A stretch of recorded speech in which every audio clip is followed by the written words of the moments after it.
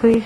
Commissioner Nierenberg? Present. Commissioner Miller? Present. Commissioner Chang? Present. Commissioner Gorman? Present. And Chairwoman Tuckahoe. Present. Unfortunately, we have illness that has affected several of our members, but we do have more than our required number. We need to do approval of 4 sets of minutes. Do we have a motion for the approval of the minutes of the meeting held on September 20th, 2011? So moved. Second? Second. Discussion? All in favor? Aye. Aye. Okay. Approval of the minutes of the meeting held on August 31st, 2011. Do I have a motion? So moved. Do I have a second? Second. Discussion?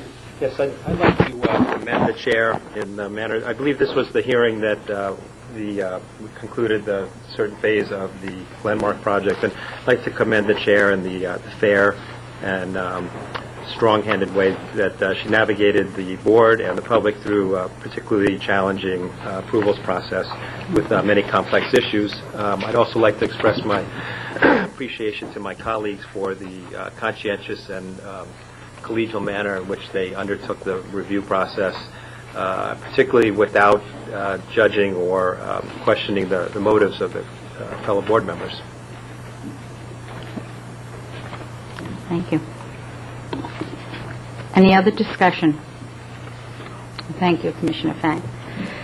All in favor? Aye. Aye. Okay. The approval of the minutes on August 2nd, 2011. Do we have a motion? So moved. Second. Second. A discussion? All in favor? Aye. Aye. And the approval of the minutes for the meeting on July 19th, 2011. So moved. Do we have a second? Second. Discussion? All in favor? Aye. Okay. All right, now we can begin. First, on our agenda, we have 109 Lake Avenue for site plan, 72 Main Street site plan, 16 Chestnut Street, which is a materials discussion, a part of their architectural review discussion. Number 4 is 151-6233 Main Street, extended site plan, and also site extension, the site plan review. And then number 5 is Crestwood Station Plaza, which is a return also. We'll begin with 109 Lake Avenue, the dance studio.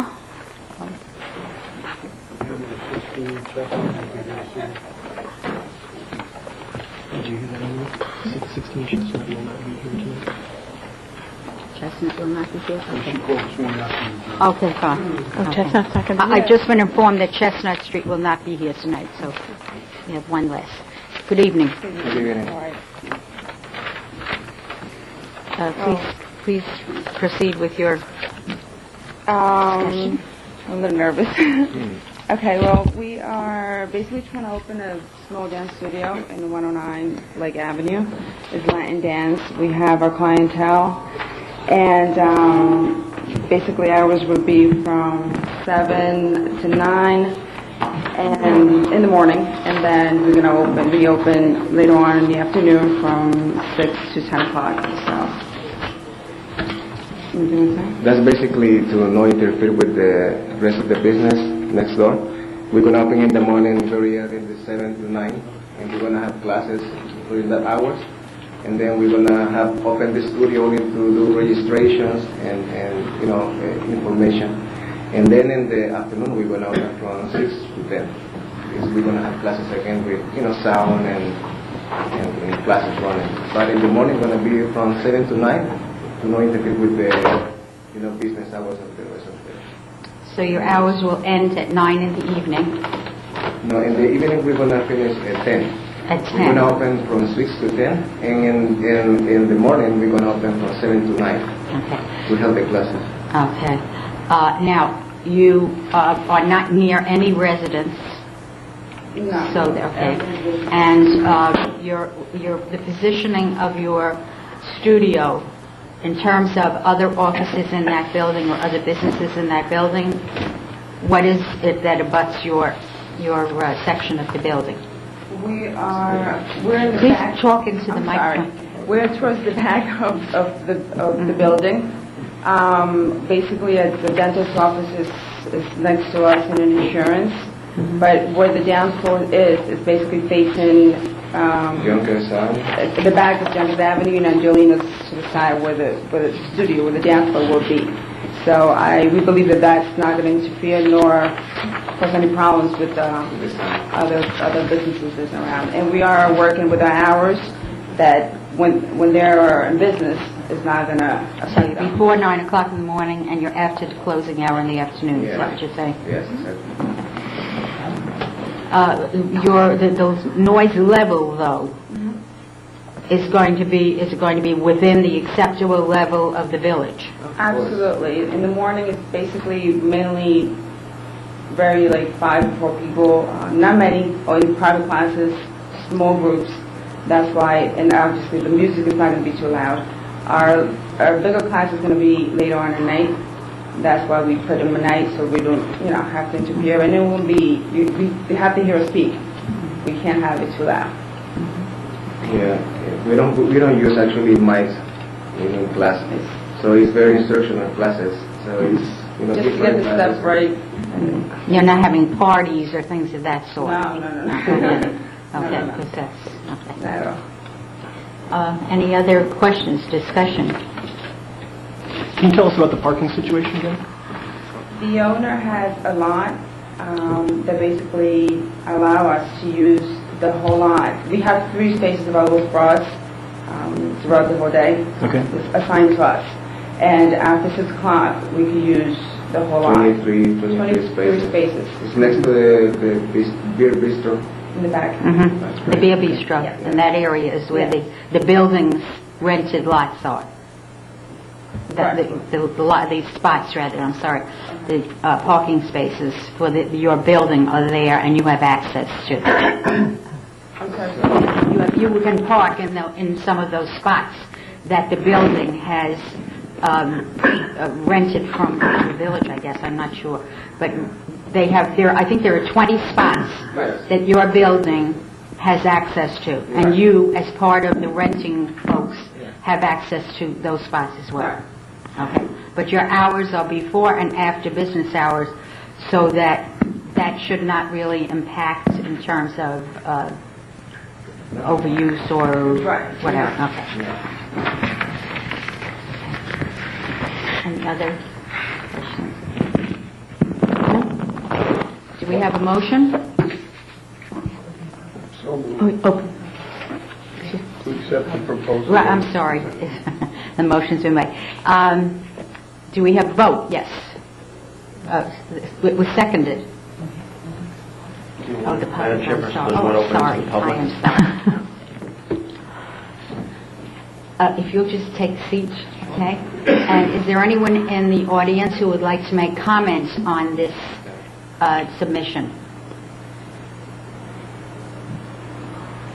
I guess not. So now we can have a vote. All in favor? I move to accept the proposal as submitted. Okay. Second? I'll say. Okay. All in favor? Aye. Aye. Okay, so I'm sorry. Okay, this next submission is 72 Main Street, which is Cafe, and it is for site plan. Good luck to you.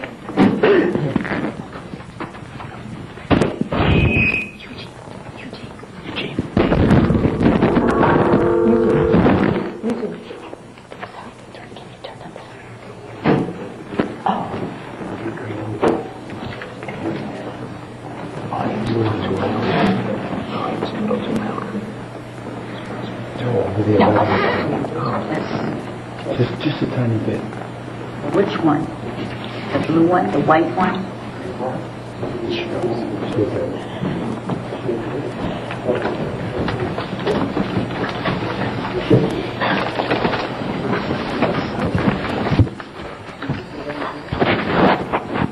Oh, yeah, sure.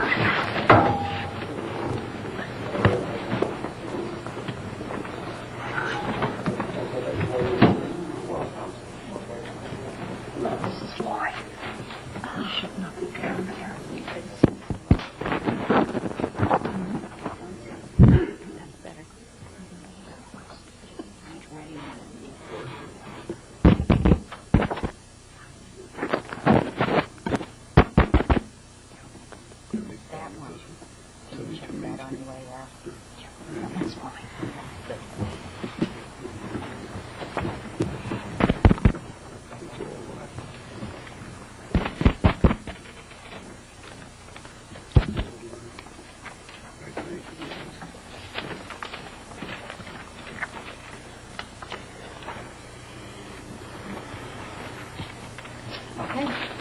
Good evening. My name is James Margiotis. I'm the architect. It's a proposed cafe at 72 Main Street, which is right across the street in a business zone. The photos I provided as requested. You can see the store, the proposed store is in direct center there, on the left of the main entrance to the building that's shown in the center of the photos. And the adjacent properties are off to the right and off to the left. It's presently on the first floor. It's a vacant space. It's been vacant for quite some time. And there is some equipment going in. It's mostly a self-serve cafe. There will be some service provided from behind the cash register, which will be iced drinks and actual espresso drinks. Everything else will be self-serve from the back area of the store, the front of the cafe. The front of the cafe has 6 tables. Could you put your plan up so that you can refer to it and use the microphone, which is right there as you do that?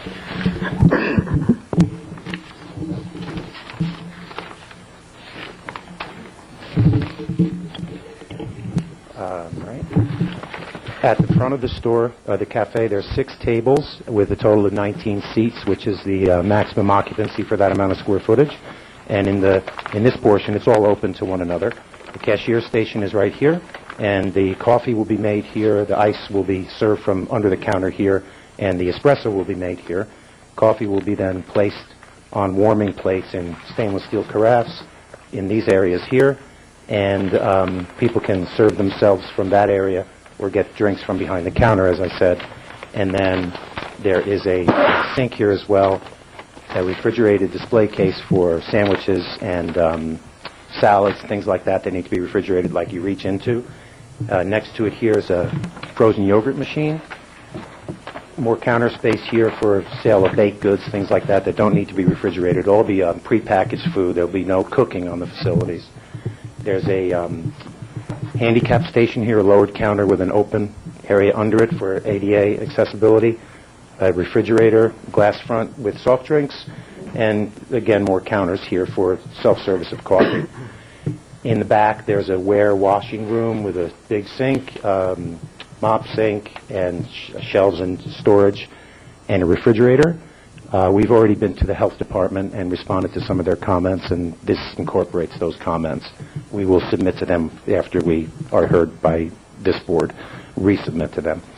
And there's an existing powder room, half bath in the back, which will be used also by the staff and the public, and a small closet. And that's the extent of the work. It's mostly equipment and plumbing and electrical and counters and cabinets and things. There's only 2 new walls going in, and the existing finishes will largely remain: wood floor, painted walls, hung ceiling, painted. Is most of the food delivered in, or is it cooked within the establishment? Most of it's delivered in. There won't be any cooking here. The food will be purchased from a caterer or that type of an establishment and prepackaged up and with all the necessary data and stuff that's supposed to be on it, and put in the display case for the public, and in the back refrigerator, for storage. And your trash is stored and picked up from where? I'm close to it. Oh, excuse me, your trash is stored and picked up from where? The back area is a courtyard here, which has private parking, rather, not public, and the bins will be stored in the back, and there's an alley here, which you can see, a driveway, I should say, right here. The bins will be pulled out. Mm-hmm. The driveway is fairly narrow, so I don't think a big truck. If food is delivered, the truck could pull in, and then the food could be removed, and the truck would not be on Main Street. That would be the idea. It would be more of a van type size vehicle than a truck, but that would be the idea. Okay. Yeah. Can a van fit down there, that alleyway? Yeah, I have a van. Have you been down there? Because it's pretty I had a tight. tough time getting out. But it probably would be best to just put the nose in and leave the back out a little bit, frankly, if I was delivering food. If there wasn't a parking spot in front. There's a fair amount of room to do that. Sidewalk's fairly wide at that area.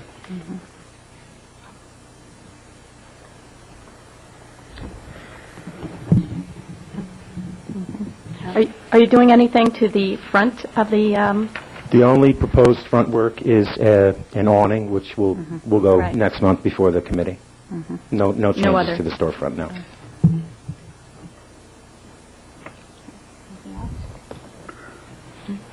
Ron, Don, Ray? No, okay. Okay. Do we have a motion? Motion to open the public hearing. Okay. Do we have anyone from the public who would like to make comment? There being no comment, do we have a motion? Move to accept the proposal as submitted. Do we have a second? second? Second. Okay, 2 seconds. All in favor? Aye. Aye. Okay. Thank you. Good luck.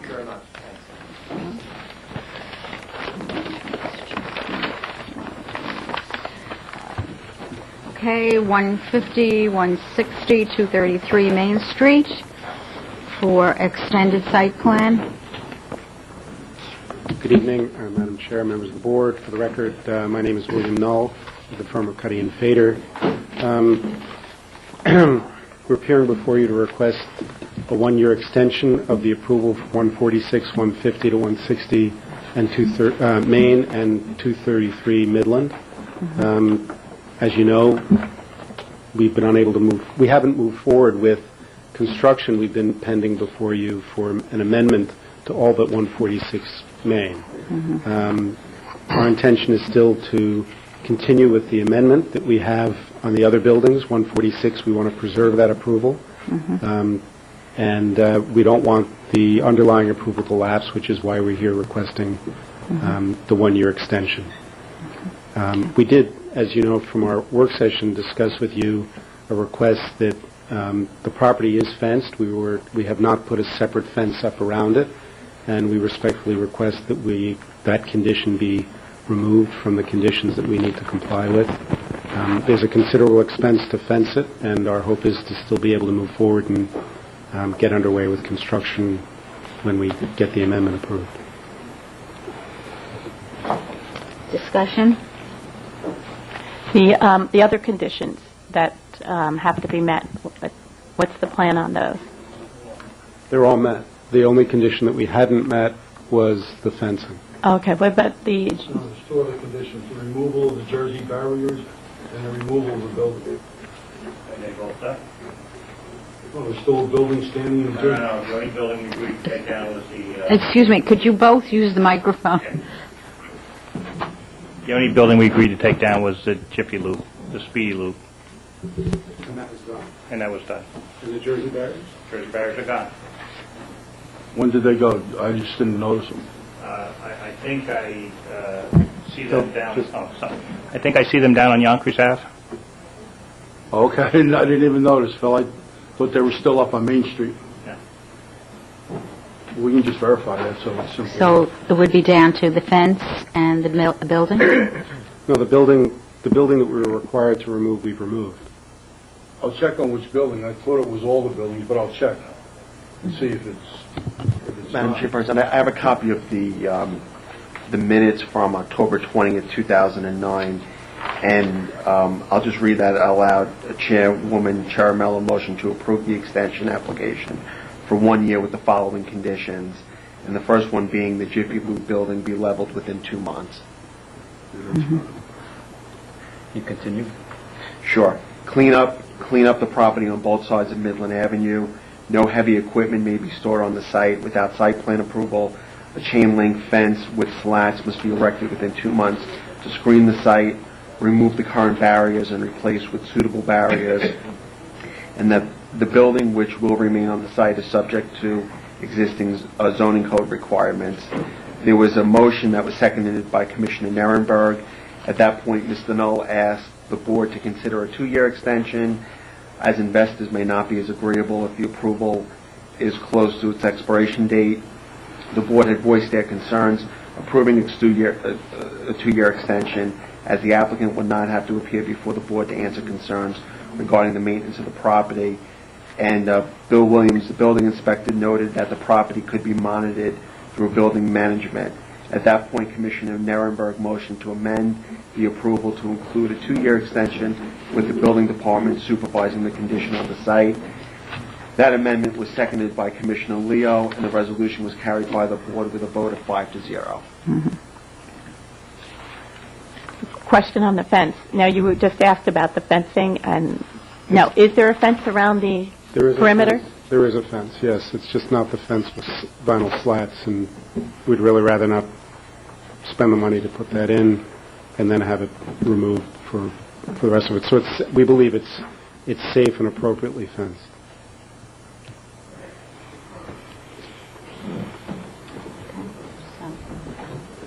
The barriers have been removed. They were, as I recall from what you're reading, the barriers, and they were removed. There is fencing there, but not the fencing that was requested at that time. That's correct. And the building has been Removed. it has been demolished. So the issue now is just the fence. Correct. That's just the fence. Has there been any difficulty in terms of people going into the property or getting hurt or anything of that sort?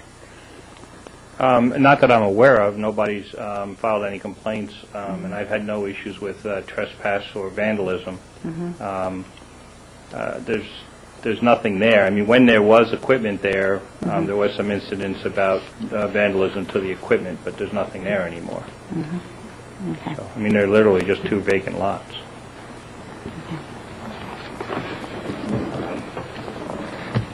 So, do we have any other questions or discussion, concerns?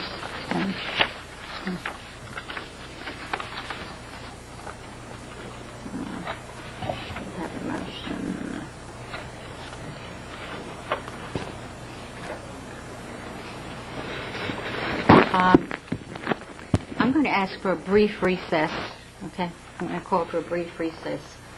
We have agreement on that? Everybody agree on that? Yeah, okay. All right, just like 3 minutes. Let me see you from here.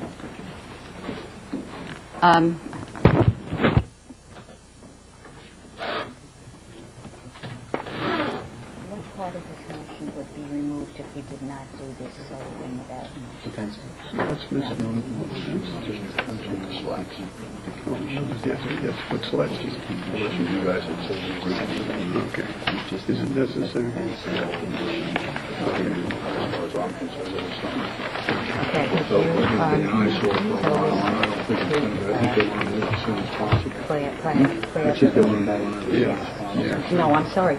I'll read it. Right? Tim is going to read it. Just when you get to condition section 8. Oh, my God. On page 6. Page 6. Is that part of site plan You would improvement? just indicate that to the extent that you're doing, you would just indicate that the condition is Just gonna have to do it. fencing is. Yeah. Going that high, you gotta have apparatus in there. Right, You can't have power. No, you're going to read section 8. You plan section 8, you're just going to know that the condition concerning the installation of fencing is hereby removed from this resolution. Okay. We agreed on that? Same lines, I'm looking at the same thing across the... Condition of installing the fencing?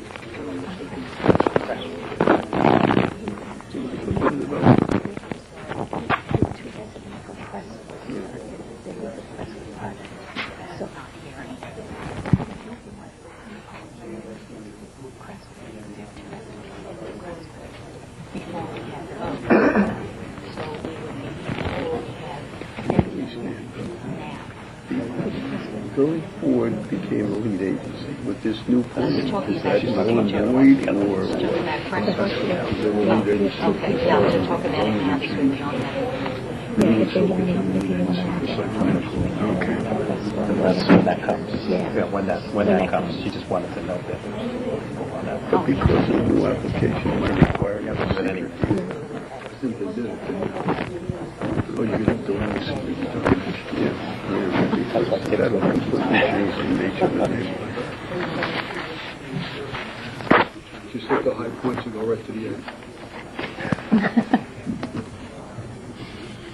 Cliff's Edge. Did you ever take that Evelyn speed reading and speech class?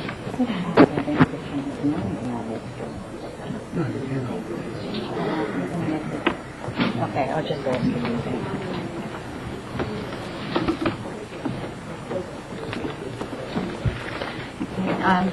We'll make a motion that we open the meeting again, reopen the meeting. So moved.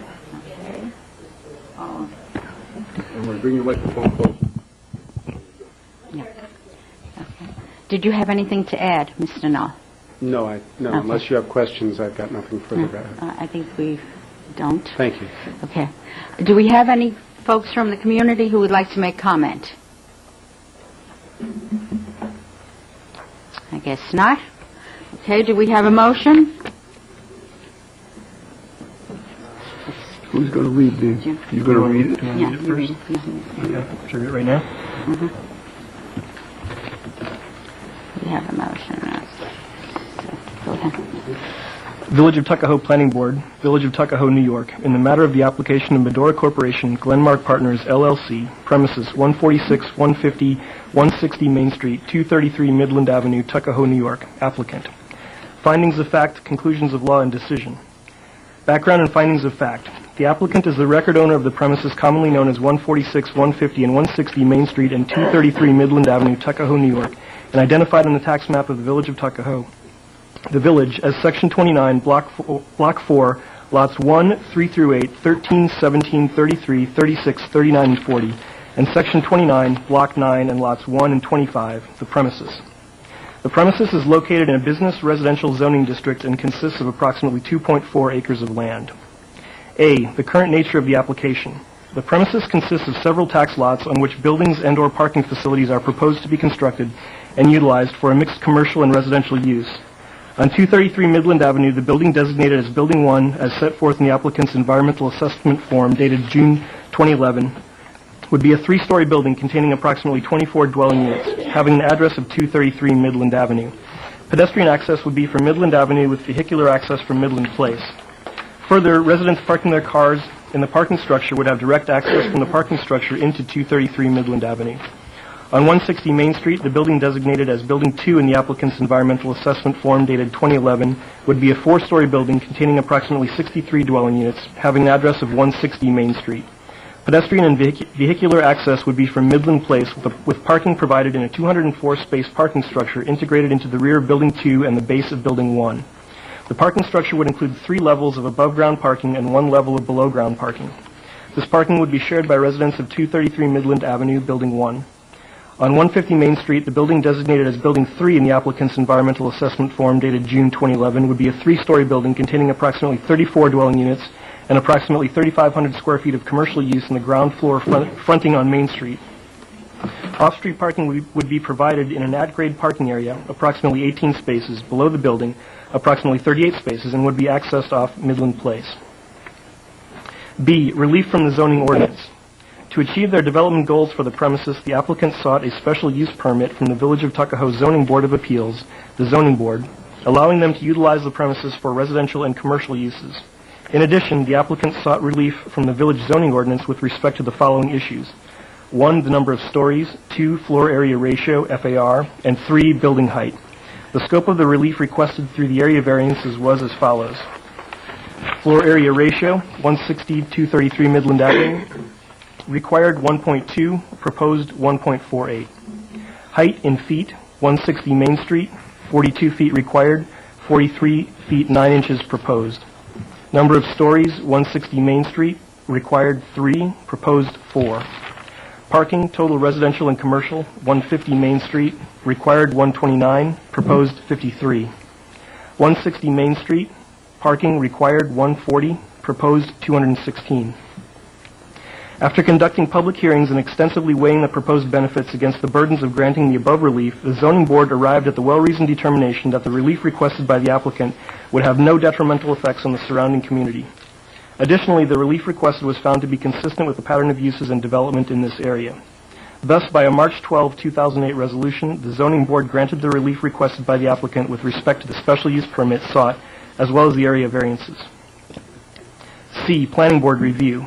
An amended application was filed with the Planning Board by the applicant's representatives, William S. Knoll, Esquire of Cuddy & Feder, LLP, and by AKRF, Environmental and Planning Consultants, AKRF, for approval of an amended site plan for the premises. The applicant's architect, Norman Cox, also appeared at the Planning Board meetings to discuss the nature and scope of the project. The Planning Board met on several dates and convened at several public meetings as reflected in the minutes to consider and hear an application for an amended site plan review.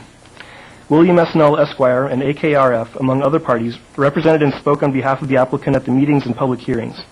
The project's environmental effects, benefits to the applicant, potential burdens to the community, and nature and scope of the project, among other issues, were extensively discussed and deliberated before the Planning Board and the interested public. At a regular meeting of the Planning Board declared itself the lead agency under the State Environmental Quality Review Act, SECRA, for the review of the project as it concerns the amended site plan review. In connection with its application for an amended site plan review, the applicant offered supporting documentation to the Planning Board, including but not limited to the project's amended site plan, surveys, drawings, materials, renderings, elevations, sketches, studies, and environmental assessment forms, with supplements as required by the Planning Board and its planning consultant, BFJ Planning. The project's design, physical dimensions, layout, and uses were extensively discussed before the Planning Board and through written submissions submitted to the Planning Board. The following issues were identified or extensively deliberated before the Planning Board. 1. Impacts on schools and the generation of school-aged children from the project. 2. Existing conditions affecting the project, such as land use, neighborhood and community character, public policy, community facilities, and emergency services. 3. Traffic conditions. 4. Parking accommodations and considerations. 5. Pedestrian conditions. 6. Environmental site assessments, including analysis of hazardous materials, flooding, stormwater mitigation, underground storage tanks, and existing and proposed topography and sewerage. 7. Building height, scale, and aesthetic impact. 8. Ingress and egress to the premises. 9. Potential nuisances. 10. The project's compatibility with the village's comprehensive plan. 11. Solid waste generated, if any, and other issues relevant to the planning process. D. Extensions of the previous site plan approval.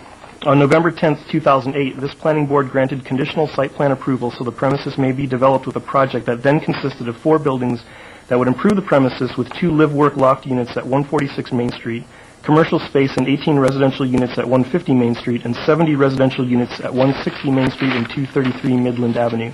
By resolution dated October 20, 2009, the aforestated conditional site plan approval was extended for a 2-year period from October 20, 2009 to October 19, 2011.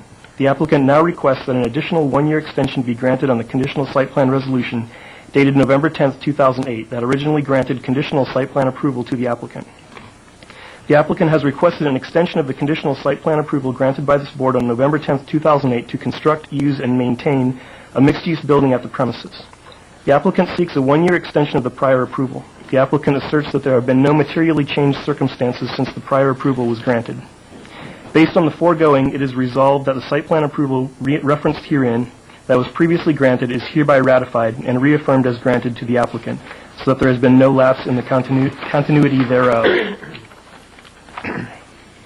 The zoning ordinance sets forth periods for the commencement of construction and timing for the lapse of site plan approval at Article 7, Section 7-1.6 of the zoning ordinance as follows.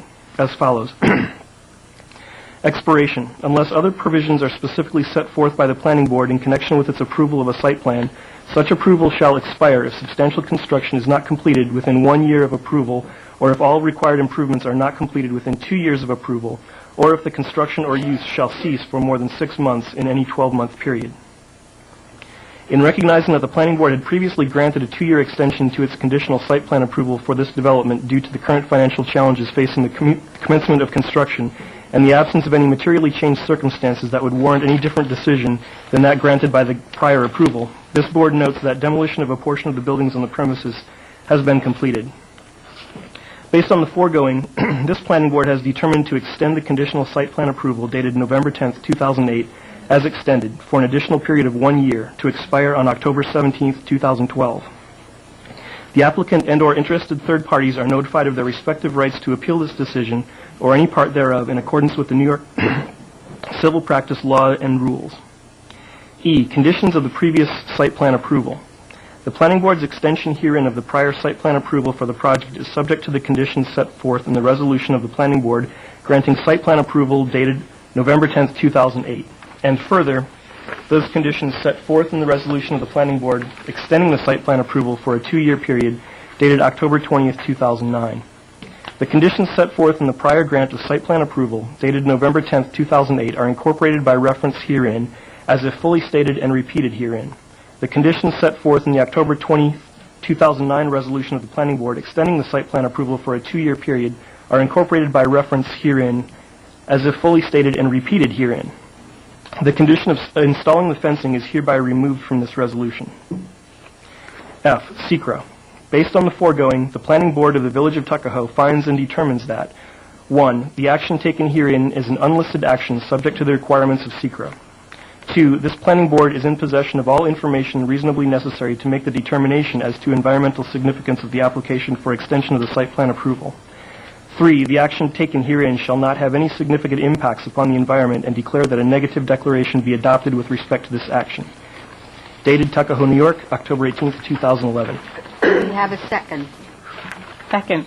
Madam Chairperson, just with respect, Mr. Noll has pointed out to me, with respect to the applicants on this particular application, Dorami Realty, that's D-O-R-A-M-I, of New York, Inc., is the owner of 146 Main Street, and I'd like to propose an amendment to the resolution that they be included as part of the applicant because they are the record owner of 146 Main Street.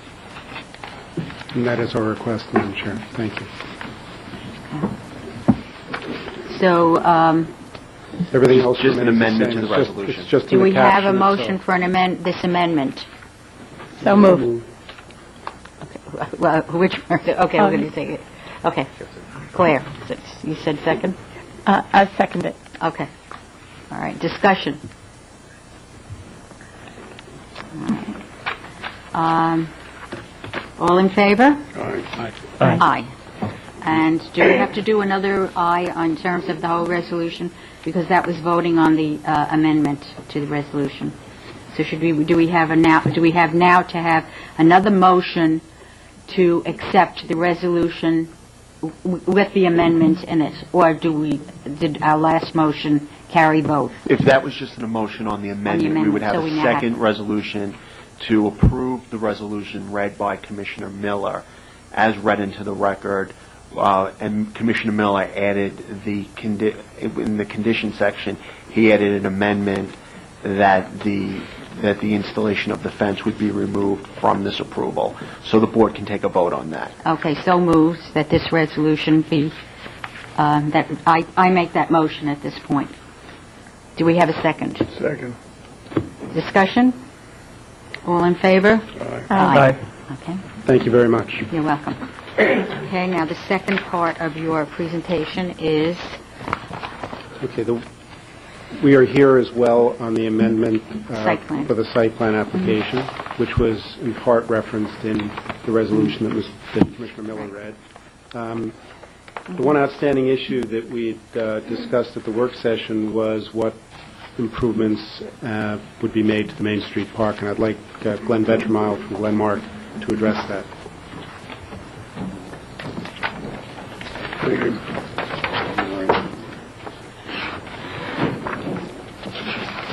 thank you.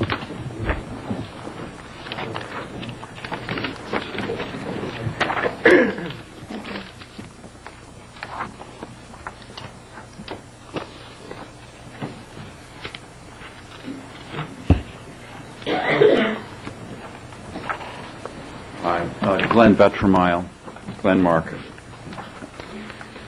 I've just distributed a memorandum that details our recommendations or our offer to the village to beautify the Main Street Park perimeter. And the concept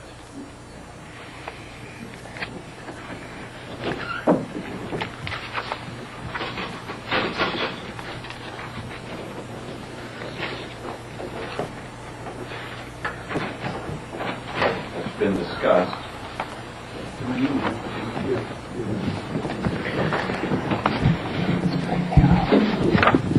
It's been discussed is to provide a 7-foot tall industrial grade aluminum fence. The last page of what I've just handed to you gives an idea of what that might look like. Yeah, it's a wrought iron looking fence. It has a 18-inch knee wall, stone knee wall that Antonio in particular wanted, and that would surround the entire length of the park along Main Street. I'm sorry, who wanted? Commissioner Leo. Yeah. I mean, that's up for discussion, but we think it's an attractive solution. Also, an entry pavilion across the walkway joining the two properties. We proposed some kind of signage at the corner of Marbledale and Main.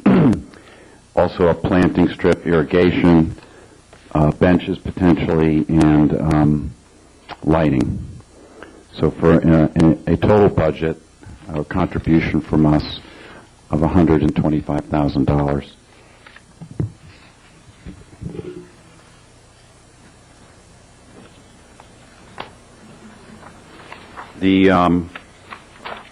The page 2 really goes through the general allocations, design fees. We're suggesting of $10,000, fencing, $36,000, and this has been priced out with a few fencing companies. The knee wall, $24,000, entry piers, stone entry piers for that connection point of $10,000, plantings, perennial shrubs and trees, $25,000, the monument sign, $4,000, irrigation system of $6,000 is probably too much, benches, and then lighting. So we think it's a very ample budget. This is an attempt to give some framework to this. Our understanding is once we get into the architectural review, this will be part of it. We understand you will invite others from the community potentially, and then this may be part of a bigger look at all of Main Street Park.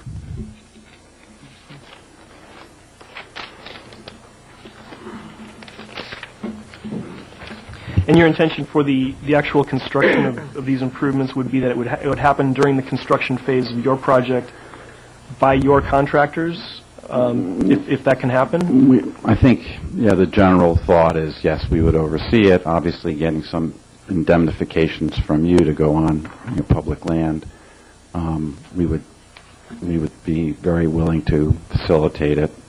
We'd like the approval and the consensus to be done in the early part of construction, and then the actual construction of it to coincide or be prior to our C of O of our buildings.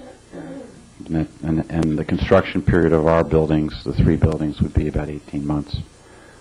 Certainly seems plenty of time to get, a strip along Main Street and Marbledale Road completed. On the shrubs and trees, would you be willing to speak to Frank DeMarco and get his input on what should go there? Because we have a master plan for the trees in the village right now. No, we're fine with that. Okay. Just, we're fine with whatever is consistent with the trees already on Main Street. Have you had any discussions with the mayor or the village board about setting up a framework for getting input from the community? I have not. Have you, Bill? I've had some preliminary conversations with Mayor Eklund, and he's more than willing to work something out. He's very interested in doing some other work in the park at the same time, my understanding. And he indicated to me that he would rather have us do the construction work, obviously, because I think our dollars will go further than if the dollars were put in the hands of the village because of all the public restraint on the money. And we're more than willing to do that. And again, we're not, as we said before, we're a little bit selfish. We want this to look good from our perspective.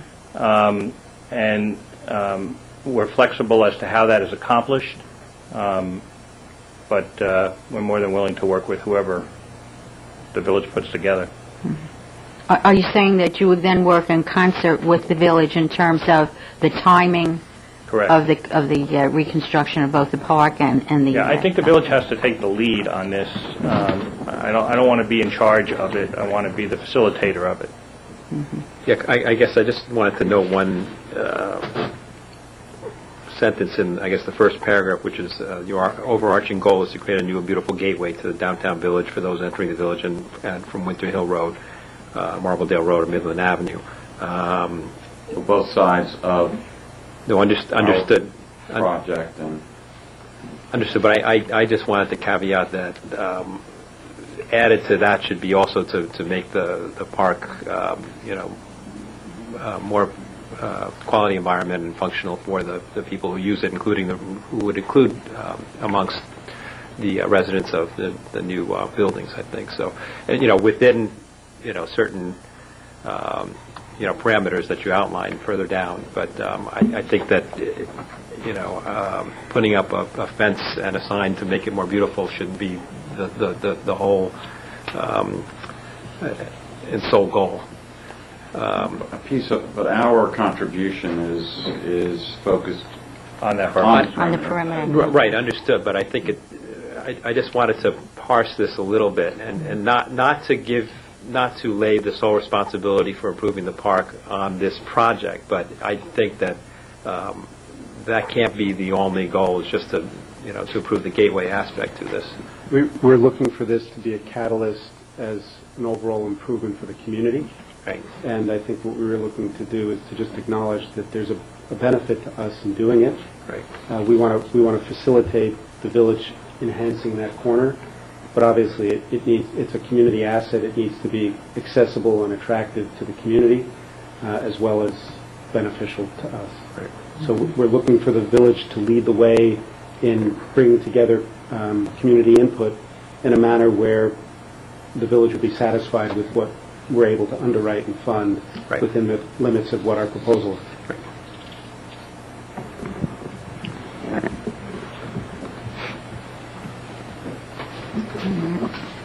And should we assume from your conversations with Mayor Eklund that they will be, or the village board will be taking the lead in setting up this process for you to get input? Because obviously, I think that's the critical path. What I'd for moving this respectfully, forward.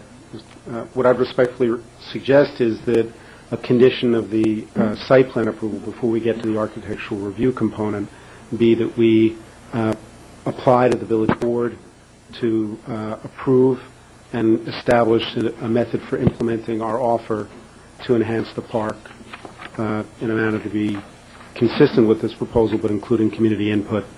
And we will then apply to the village board for adoption of a resolution implementing some methodology, and we can work with Mr. Cavallero and we can work with the village board on exactly how to do that. to the extent that we can facilitate this, oversee it, we're willing to do that. Of course. No, it's appreciated, and it's a great start. It's a great step in the right direction. Mm-hmm.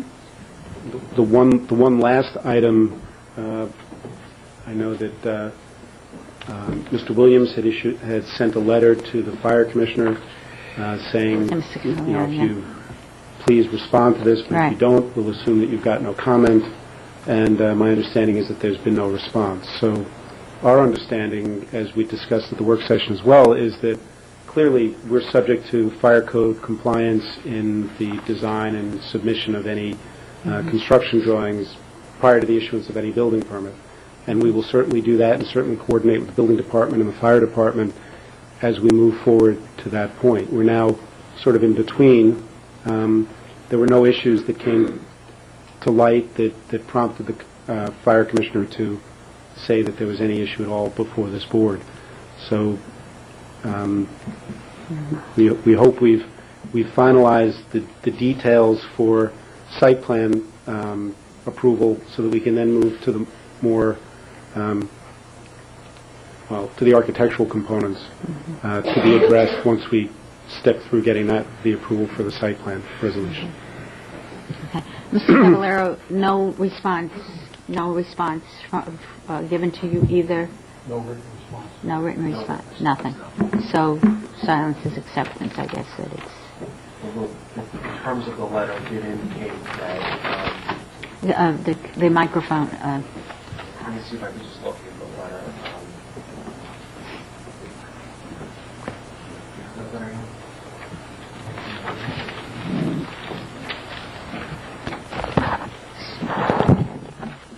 The terms of the letter did indicate that if the planning board does not hear from you by that time, being today, October 18, 2011, it is left to assume that the fire department has sufficient access to the subject building, including access for the necessary apparatus of the fire department. And there was no written response received by my office with respect to this letter. Okay, and that was the only issue that the fire chief shared with you, correct? Yes, we did have a meeting and talked about the access, and there appeared to be no problems with the access. There was an area in question, but it's been resolved that under the code it must be acceptable. So there's really not an issue as far as... So it's not it's an issue that's been discussed and taken care of, and there's been no response in terms of your message? There's been no response that I've received. Okay, so we can assume that there is no negativity. The only other issue I think that we had outstanding was the trees being on the street or on the building side of the sidewalk on Main Street. And we're willing to do that. Yeah. Okay. All right. So now I think we just see if we have any public input to this, I please. think the public hearing was closed. Was that done there? That was done. Was that sufficient, or do we have any new issues that needed to be given public time? No, you had a public hearing on I know, this, and you but closed I the thought public hearing. since we had anything else that we discussed, if there isn't any need for that. No. Okay. Okay. All right. Okay. We motion? Do you want a motion now, or No, a resolution needs to be drawn up. is to be drawn up? Yes. Okay. All right. So at our next meeting, we will have our vote. We'll draw up the resolution. Thank you very much. We appreciate Thank your you. time and consideration. Okay. Thank you. Okay, now we have 181 Marbledale Road.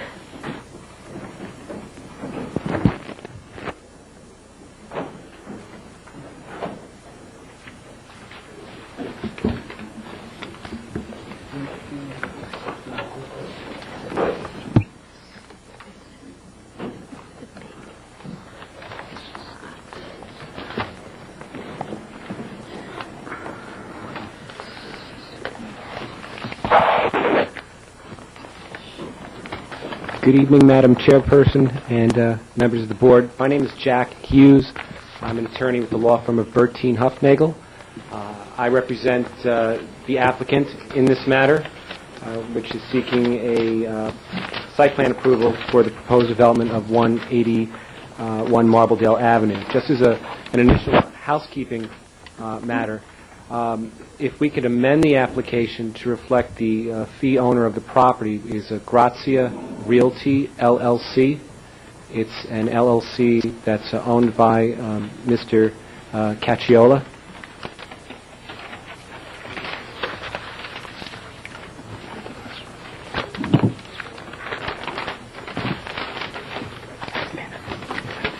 Now, this matter was considered by the board in a work session that was held on October 4th. and my client, who's been a member of this community, the business community, for over 20 years, operating a service center on Marbledale Road, he was sensitive to the concerns that were voiced at that meeting. And based on what was discussed at that meeting, he's made some changes to the plans. Principally, and as you can see here, and I have the architect here, Mr. Abalama, and he'll discuss more of the technical aspects of it. But we are no longer seeking to build or construct the office space that had been discussed at that prior meeting.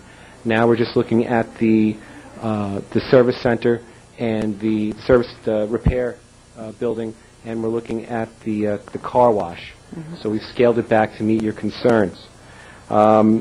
We believe that the project, as revised, should meet your concerns and should meet your approval. It is environmentally responsible, and I'm sure, as you might recall, that this is going to have a green roof on it. It's going to have solar panels on it, so it's going to really take us off the grid, and actually it's going to be self-sustaining energy-wise, and it's also going to be recycling the water at with respect to the car wash. And so it's an environmentally responsible project. There really is no negative impact to the community. And I'm going to turn it over to Mr. Abalama, who will discuss the details of the plan. Thank you.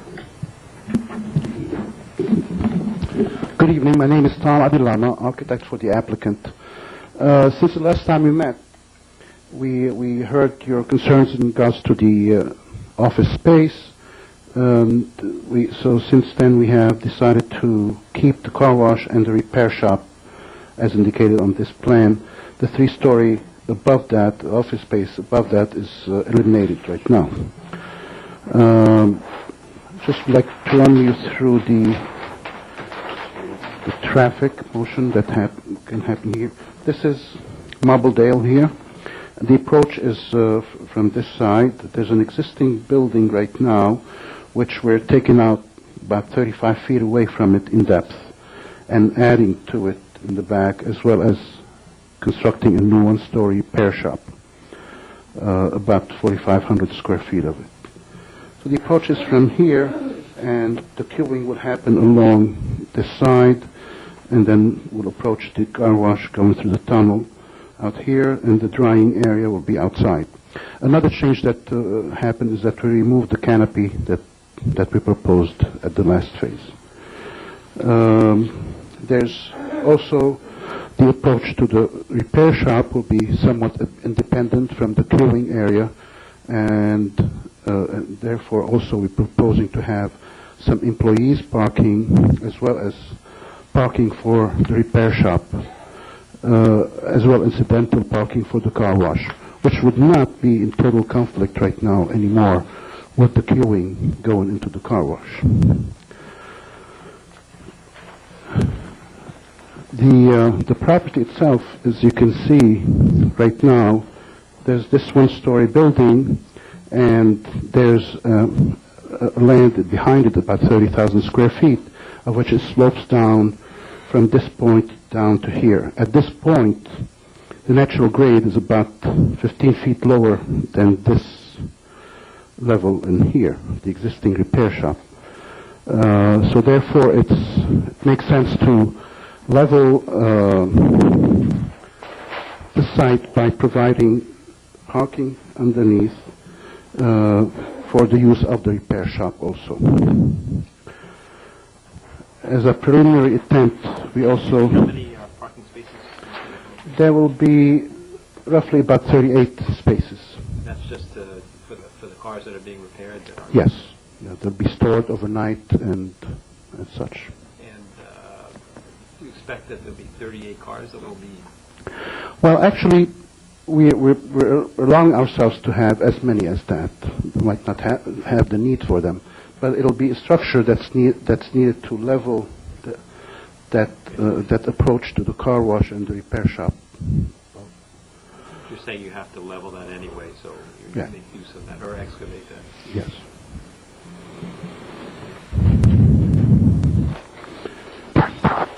And during our next presentation, we'll have a 3D presentation in regards to how the building will look like. This is just an attempt to show how the the exit of the tunnel will be right here, and this will be the presentation of what the waiting slash convenience store will be in there next to the car wash.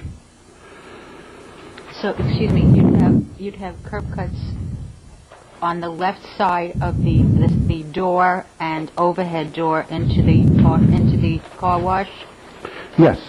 There will be curb cuts there and also the entrance into the back, to go around to the back to enter the Right. the car wash and the service area. Exactly. Pardon me? Those curb cuts exist right now. They do, okay, fine. Yeah, they're Okay. there. If you have any questions, please feel free. I just had a question regarding, a couple of questions actually. You're saying that you're going to recycle the water. Is this brown water, black water, what? Yeah, the brown, yeah, the gray water. Because to be used only in the car wash, not, Right. okay, so you're recycling for the car wash. Right. What happens is that Okay. we're going to allow it to be stored on the roof Right, for a while, okay, and then fine. retain it underground. And then you have a we pump it up. filtration system to reuse it. Okay, Exactly, that's good. And where are your solar panels going to be placed? Above the repair shop. Okay. Where is have your... Okay, I'm sorry. Go ahead. We'll have a nice exposure to the south from Okay. this point in here. And where is your trash going to be stored? I know you Trash- have some that has to probably be taken away because obviously it's... Yeah, so you have two kinds of We trash. have to contemplate a spot for the trash. It'll probably be in this corner. Okay, You know. that would have to be indicated on the plan. Absolutely, yes. And, okay, and also we need to know where your other, that's trash, that's normal kinds of, but the other type that might include oil from oil changes and so on, where it would be in the building, so we know, and storage and so on. Is there anything on the roof of the repair shop? Any venting, any air conditioning, anything making noise? Well, there'll be the usual accessories for the repair shop. There'll be a fan. There will be a condenser. But that's what every building Where have would to that have. be? That'll be on the roof. We haven't contemplated exactly where the location would be. Well, there'll be somewhere along You have here. to indicate that as well. Sure, absolutely. This is, Right, very, you I understand, understand. it's just a preliminary Can you presentation. indicate on that plan the extent of the underground parking? The underground parking on... Can you indicate on that plan the extent of the underground parking? Under which buildings? It really surrounds this area like this, That's going to be underground? underground. So do you know what the coverage, site coverage? Well, this, being it's underground, it's not considered coverage as such. That's how the code reads. Okay, And we'll you have can you just give an indication of what, not a code reading of what the coverage is, but the actual built area? I would say 75%. Yeah, I guess if the village engineer could review that, just in terms of, runoff and storage, I guess, that'll be helpful for us to evaluate. We already, as a matter of fact, we have contemplated the use of retention tanks, for storm retention tanks, and we provided along here Where, I'm sorry. a retention tank in here. And then there'll be some more retention tanks. Can you point out where that is on the site plan? I think your two plans have different orientations. It's difficult to... Right. It'll be underground below here. And then another one below the car wash for the the roof. And then there'll be two retention tanks for recycling and another retention tank for storm. Would it help if there was an overlay that he had that could be put over it so this way we could see? Yeah, I think so. Well, for Yeah. the future, Yeah, the next presentation next time will you have a you nice, do some sort of an overlay so we can see. Yeah. Now, the excavation, do you anticipate any blasting of any kind? We don't anticipate any of that sort, but there's some rock outcropping, so we don't know what, we have to study the site a little bit further to be able to give you a precise answer on that. So you haven't done borings yet to see? Not yet. Or I'm sorry, could you? this is Mr. Cacciola. I'm Rocco Cacciola. The borings were done already, and there's all dirt. There's no rock there where the parking garage is going to be. So there's no blasting should be necessary. I believe the site it was a former quarry, and it has been filled in. As you well know, the Phoenix Fitness area was the equipment building for the quarry when it was in operation, probably 60, 70, 80 years ago, more like 90 years ago. But that should be filled in area as it was a stone quarry. Right. It should be fine. So that's what has once the borings are made. You can tell whether it's fill or it's rock. Okay. Yeah. The other thing is, in terms of the car wash, and also with the traffic going through, what would the noise level be? Because, you know, there are homes up on that hill, and that's always become a concern with anything that's been discussed on that street. So what would, in terms of the car wash and the machinery that would be operating, what kind of noise level might we expect? That's all indoors. I doubt you're going to hear any noise from the car wash itself. Mm-hmm. Because it's in the front of the building that's already existing. And I've been there 20 years already, and I do an inspection machines that had a dyno that made a lot of noise, and I had never had any complaints. And that dyno machine was very loud. The car wash, you would never hear the noise inside. It's all enclosed. Now, will that dyno machine be towards the back now? No, it's not existing anymore. Oh, okay. The state did away with it. Oh, I don't know. Okay. But is there anything in the garage area that would be loud, making excessive noise? No, not at all. And what are your hours of operation do you plan for this? Well, the repair would be the same that I'm doing now, 7 to 7. And I'm not sure of the hours of the car wash yet.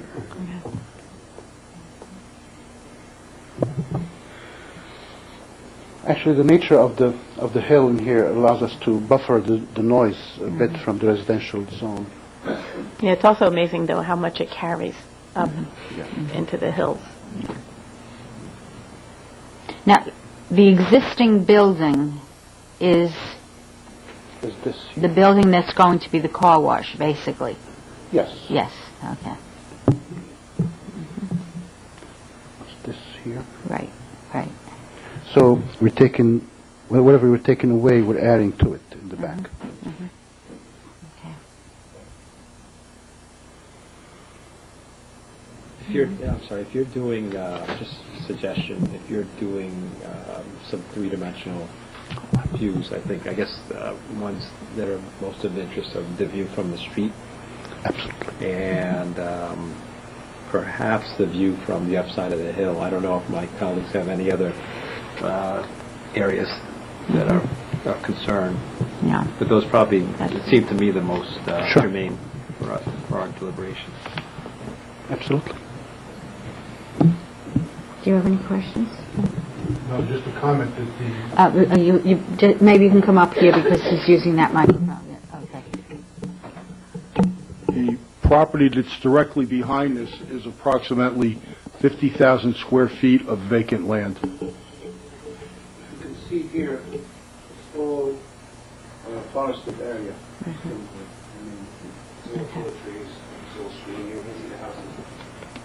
It's a hill that can never be built on because of the topography and the change of grade. I have a question about the retail part that's associated with the car wash.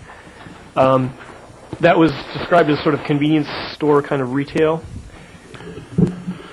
I guess what my question is, if you wanted to, I understand how it's sort of serving as a waiting area for the car wash. If you wanted to, say, pop in there and buy something and you're not having your car go through the car wash, can you enter from the front, from the back, from both sides? Where do you park and all that? You can enter from both sides. Okay. So if you come in and buy coffee, donuts, or whatever. So you have like maybe 3 or 4 parking spots in the front. If there's not a parking spot there, you can go in the back and walk in the back. Okay. There's a way to... We devised a walkway from this parking area into this spot. Okay, I see.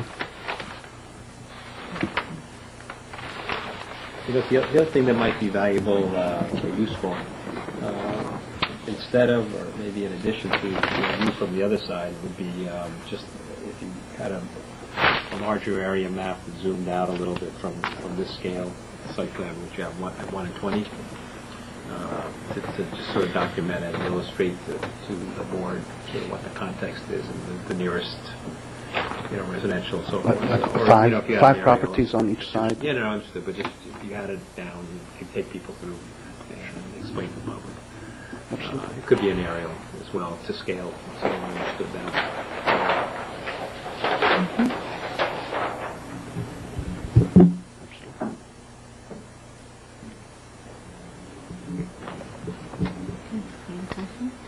Ray, did you have anything else? No.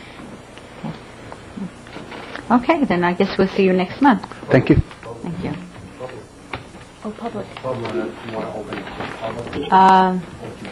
You think we're ready for that? We should be, yeah, I think we should be. Okay, we'll have the public hearing tonight for anyone from the audience who would like to make comment. First, I should say, I make a motion that we open the public hearing. Do we have a second? Second. Okay. Discussion? All in favor? Aye. Okay. Anyone from the public who would like to make comment? I guess not. So I make a motion that we close the public hearing. Second? So moved. Second. Discussion? All in favor? Aye. Okay. I'll see you next month. Okay. And now we have Crestwood Station Plaza, 300 Columbus Avenue.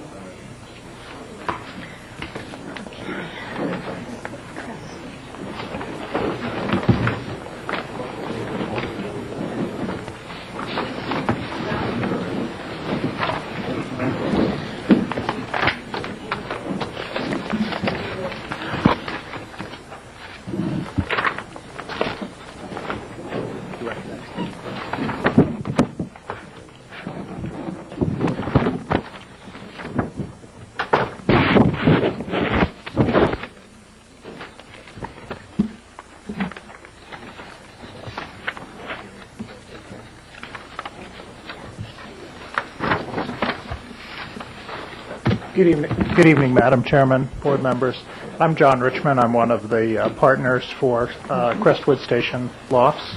Good evening. Good evening. I would like to address a number of issues with you and walk you through some things that were discussed last time, some new matters. So, with your indulgence, we have a presentation to make on a fair number of issues this evening. So, if you could start with.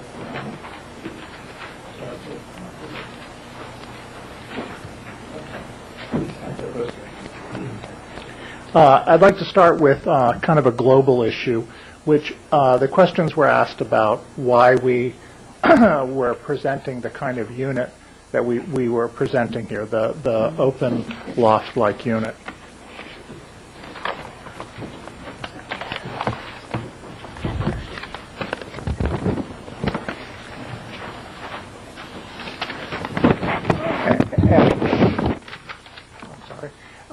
I thought what I would do is show you part of our decision-making about how we evaluate how a unit is performing and whether it is appropriate for building it, basically, and address kind of some comparative issues in the marketplace.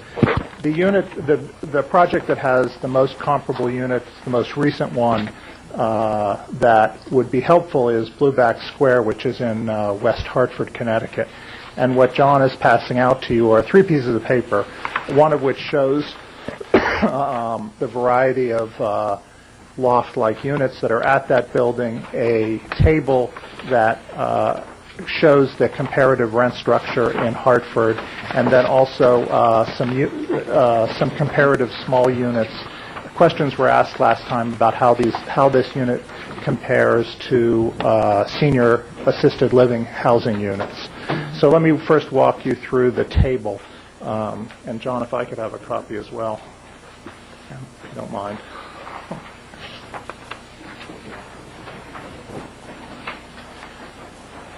we use a data service called Reese, which provides us with a survey of properties in the marketplace, in various marketplaces across the country.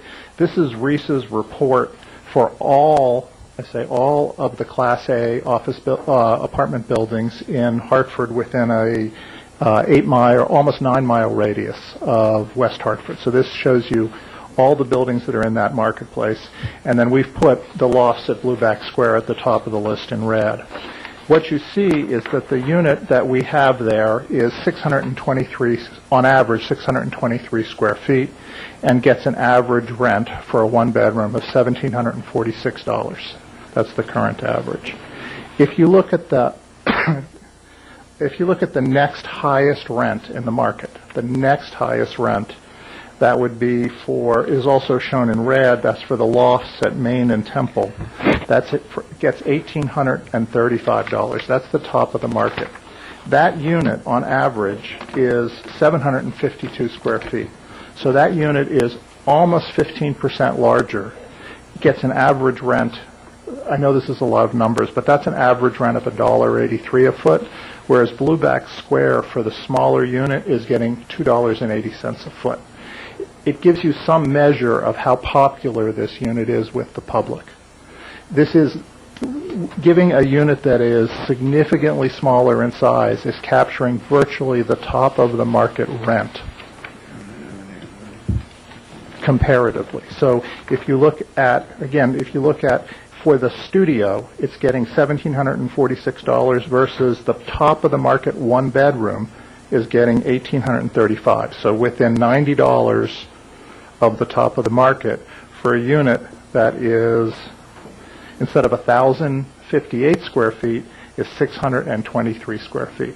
How much of that is due to the configuration, size of the units, versus other factors such as the amenities provided in the immediate vicinity, the context, and so forth?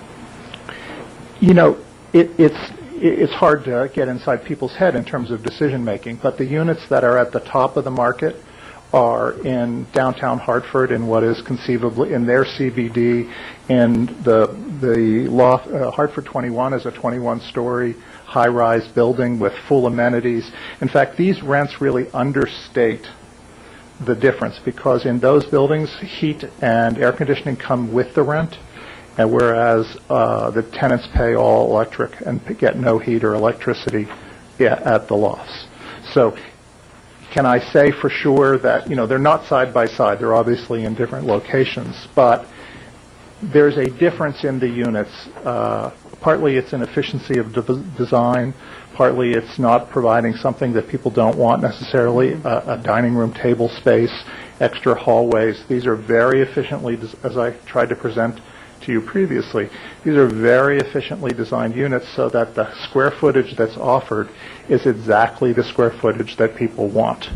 If you look at the units that are close to to answer Mr. Fang's question, if you look at the units that are close to Blueback, that are 0.36 miles away, if you look at the column distance from the subject property, you would think that if this location was the driving factor in the rent, then you would see high rents within that proximity. And if you look at the comparable rents that are close by, again, you still see the same differential. Well, I don't know about that because a lot of this is, I'm sure, due to the fact that the immediate walkable environment that is within, I don't know, a few hundred feet is, chock full of amenities.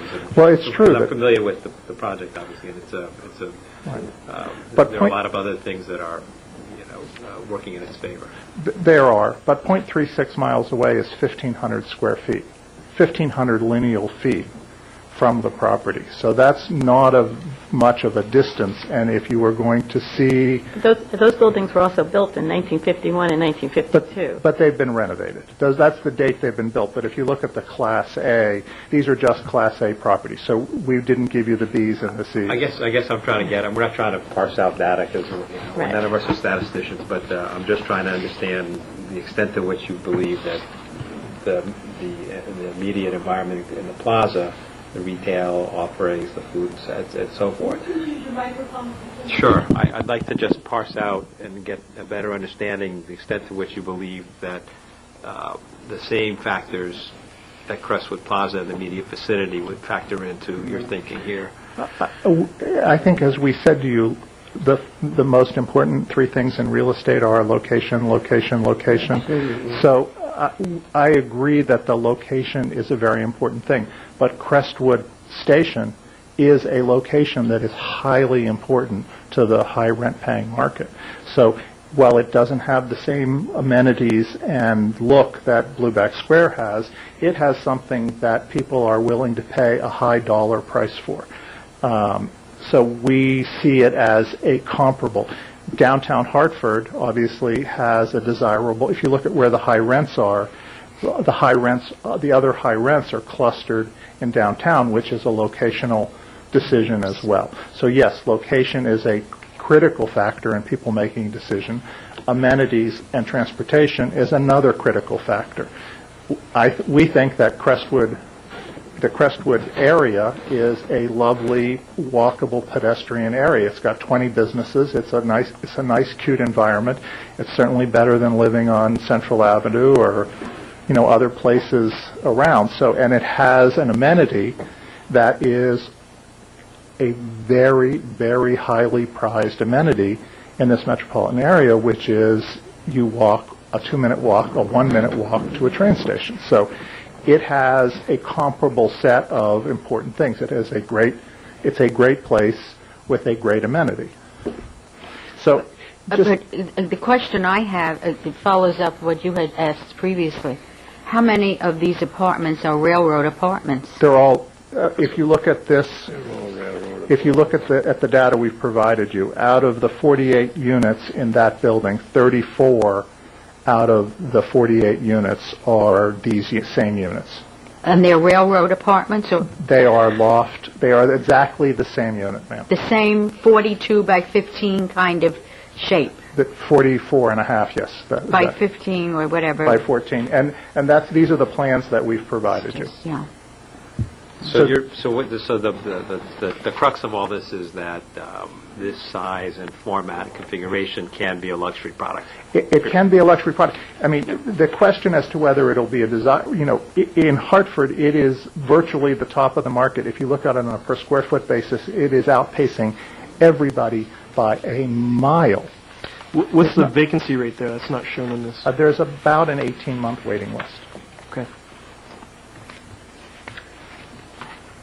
So in terms of unit sizes, the average one-bed, and remember, we've compared one-bedroom rents here to our loft, really studio apartment rents. So if you look at the average size of the one-bedrooms in Hartford, if you take this data and crunch it, it's about 778 square feet is the average one-bedroom size, and we're providing something that is about 150 square feet smaller. If you were to then pick up those units and put the bedroom on the plan, put the bathroom on the plan, put the amenities on the plan, it's basically the same. It is largely a function of efficiency and the loss, I would say, of the dining room space, the dining room table space. That is basically the difference between the two units. We've done the same thing for Westchester County. Westchester County has 20 buildings that are in the central part of the county, not north of 287, that are really truly comparable Class A apartment buildings. They also have their average square foot for one bedrooms is 772 square feet. Is that right? 1772, 1778. It is a very much analogous market from a product standpoint. So we are very comfortable that if we put this product in a desirable location, we will have a similar result. We will outpace the competition because we are giving people 98% of what they want inside the unit in a location they want to be in. Let me ask a question. If you were to name the 3 to 5 most critical elements for the offering within the building, what would they be? Within the building. Within the unit, you mean? Well, whatever it is, unit size, marble counters, I don't know, whatever it is. Just give me, I would bullets. say one, which is really a twofold thing, is the high ceilings and the large window, because that provides the kind of space and the feel that makes the unit acceptable. So having that is highly important. Okay.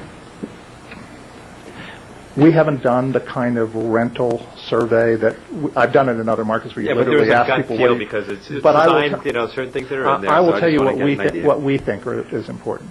We've given people probably the largest bathroom in the market, in a rental market, and we're giving them a bedroom that's large enough for a king-size bed, and we're giving them a fully functional kitchen and a washer dryer.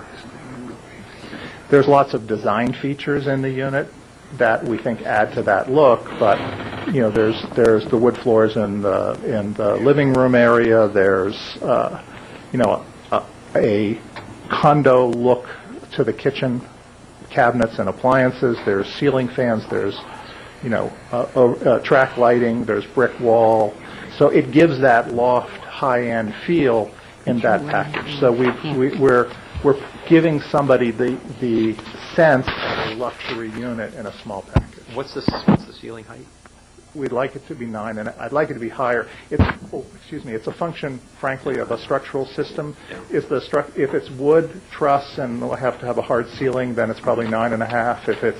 If we can come up with some other system where we can have an open ceiling, then it would be higher with exposed ductwork, which would be our preference, but that's a cost issue. Is the exposed ductwork part of the package? It actually costs more to have open ductwork than to have it enclosed, believe it or not. Good, sir.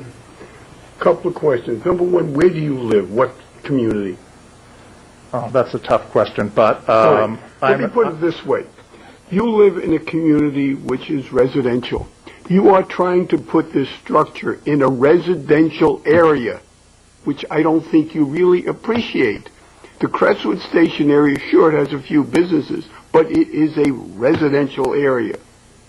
And you will change the whole nature of the neighborhood, which I don't believe is desirable. Well, Mr. Nuremberg, I understand your concerns and questions, and I do have part of the presentation this evening that will address that, and maybe after I've made that, you and I can don't have a think you discussion. will, because that type of situation does not have people who will become a part of the community.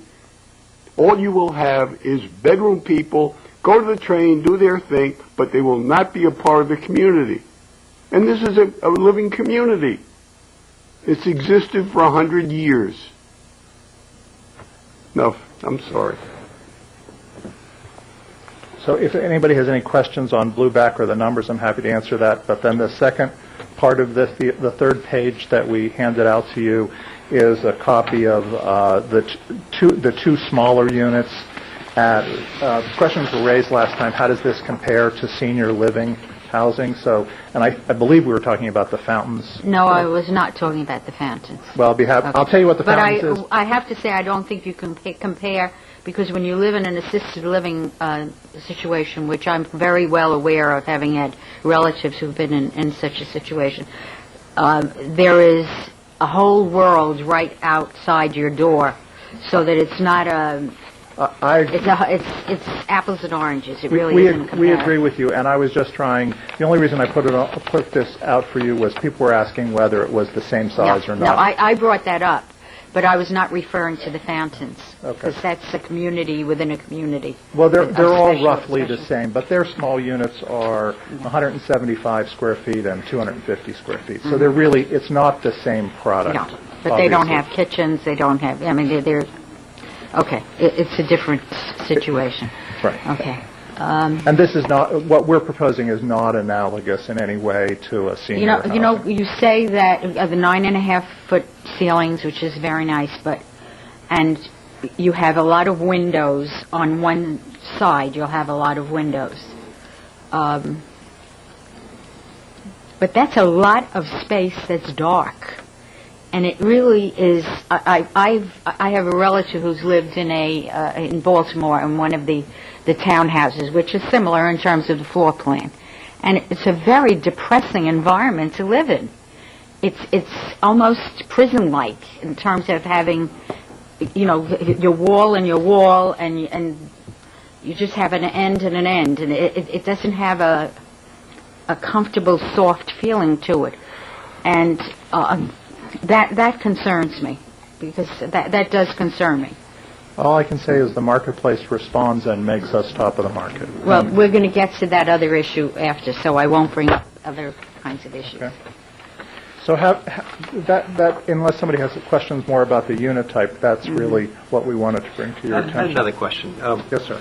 So is the lofts at Blueback Square, is that 100% loft within the building, or is there a mix of different sizes? In that building, it's 34 of the loft units and 14 of the 2 bedrooms. Do you have any other buildings that are completely loft? That are of this character, no. There are other buildings that are more mixed.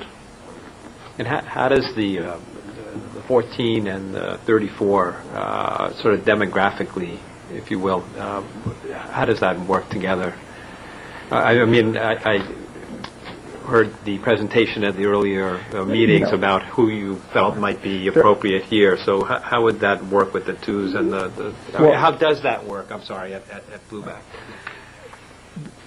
I don't have a complete demographic study, but the reports that we get from the managers are largely that the 2 bedrooms tend to be roommates. They tend to draw unrelated people in as renters together. Right. So if the lofts are more, you were saying, I think, senior level, active senior, and younger. I would say they draw.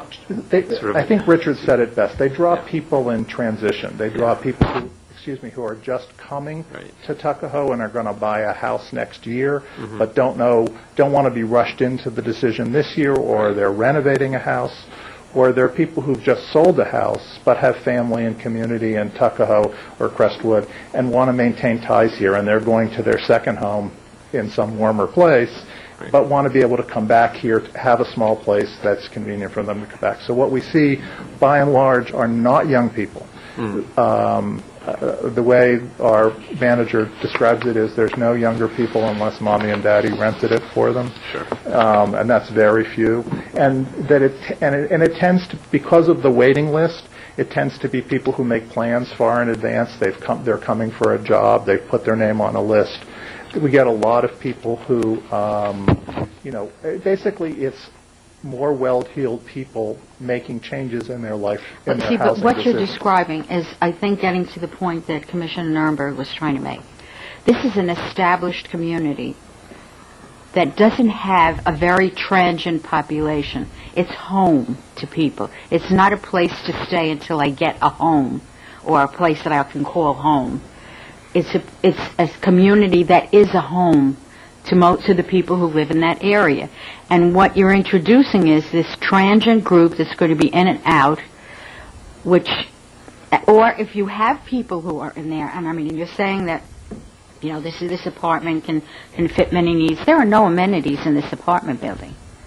And when you go out, you're at the train, you're at a couple of stores. If you have to go to a store like a supermarket, Stop and Shop or whatever, you need a car.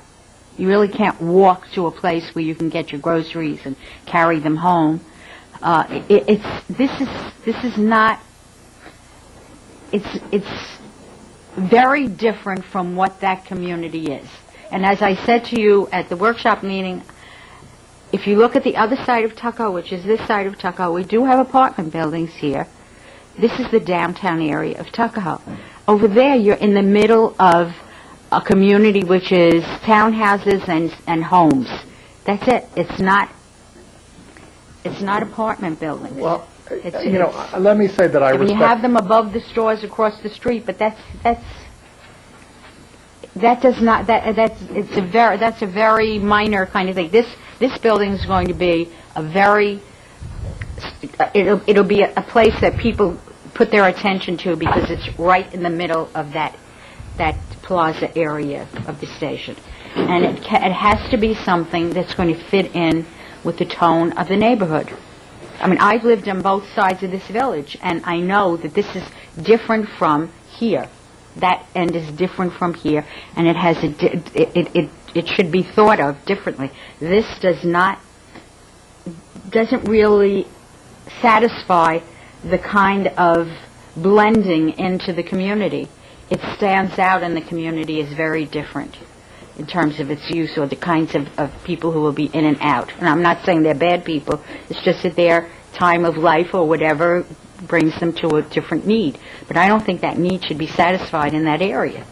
Well, let me say that I respectfully disagree with you because Sure, the two primary customers I've just described to you are the people moving to Tuckahoe to become homeowners, or people who are homeowners and want to remain in Tuckahoe but don't want to be property owners. So we are not describing people who are coming to Tuckahoe, staying for a year, and leaving. We're talking about people who want to become long-term residents or are long-term residents. So it is not the kind of clientele that I think you're fearing. It is precisely the kind of people who want to establish roots, either have roots in Tuckahoe and want to maintain them but want a different housing option, or people who want to establish themselves in Tuckahoe but don't want to make a housing decision upon their entry into the market. But you've asked the question about what is Crestwood, and I think it's been raised before. So we went back and looked. What we have on the board is we've gone back and looked at the comprehensive plan as to what it describes is appropriate for Crestwood. So I'll just read them to you. The Crestwood Business District is identified as a local center in Patterns, which is a Westchester County publication. Columbus Avenue is a major thoroughfare. Crestwood Business District is a major commercial center. The northeastern part of the village, Crestwood, has the higher density residential areas. Tuckahoe is a very high population density village. 53% of the population in Tuckahoe are renters. The majority of people who reside in Tuckahoe are renters. That's more at this end of the village, by the way. That's true. This is a rent. Not Crestwood. No, actually, the higher density multifamily area, according to the comp plan and according to the land use maps from Westchester County, are at the northern end. I would like to see that. I'd be happy. I would definitely like to see that. John, can you compared give to? Yeah, if you would. Well, let me finish reading that. 1 second. There are rentals in Tuckahoe's newer luxury buildings in the Tower Club. A quarter of the units are rentals, and at the Riverview, some of the 88 units are rentals. Goal 4 is to foster retail centers, encourage a mix of business uses in Crestwood, and maintain strong retail uses on the ground floor. And then finally, Crestwood is a major neighborhood shopping and professional service district. So what John is going to pass out to you is a copy of the land use map that is part of, that I think was produced and is part of the master plan. Thank you. How old is that, the master plan? 3 years. The master plan was 10 years ago. Good. The comp plan? I'm sorry, the comp plan. The comprehensive plan. Thank you for the correction.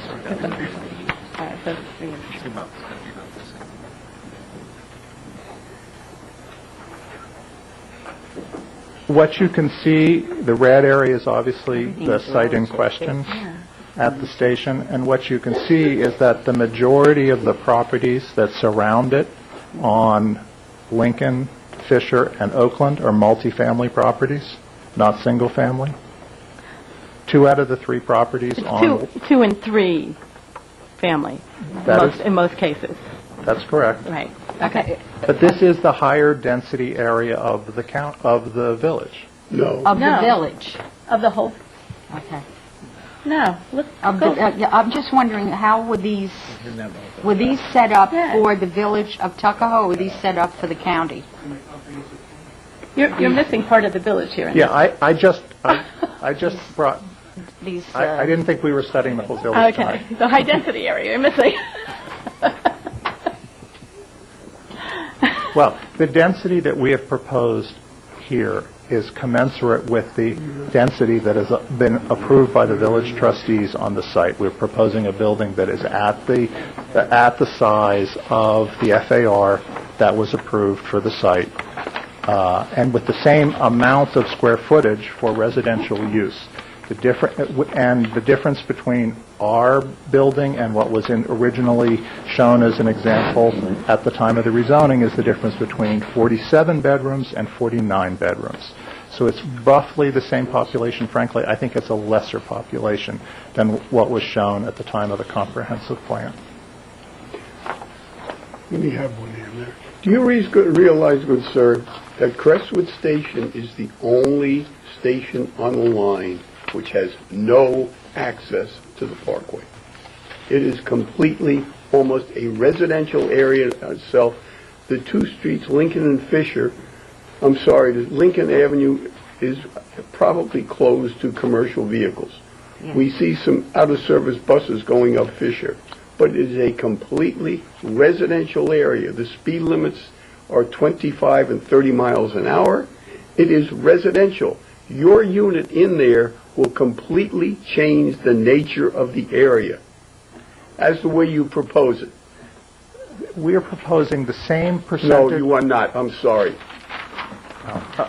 First of all, it doesn't even fit. I mean, I'm sure you do great work wherever you've done work, but as a building, it does not fit. It doesn't match or meld with what's existing there. And you have to remember, Lincoln is one of those houses along Lincoln face that, and you have a 4-story structure on a residential side. That's, to me, not acceptable. Let me, since you raised that, so let me talk about what was proposed. I have some of your earlier proposals.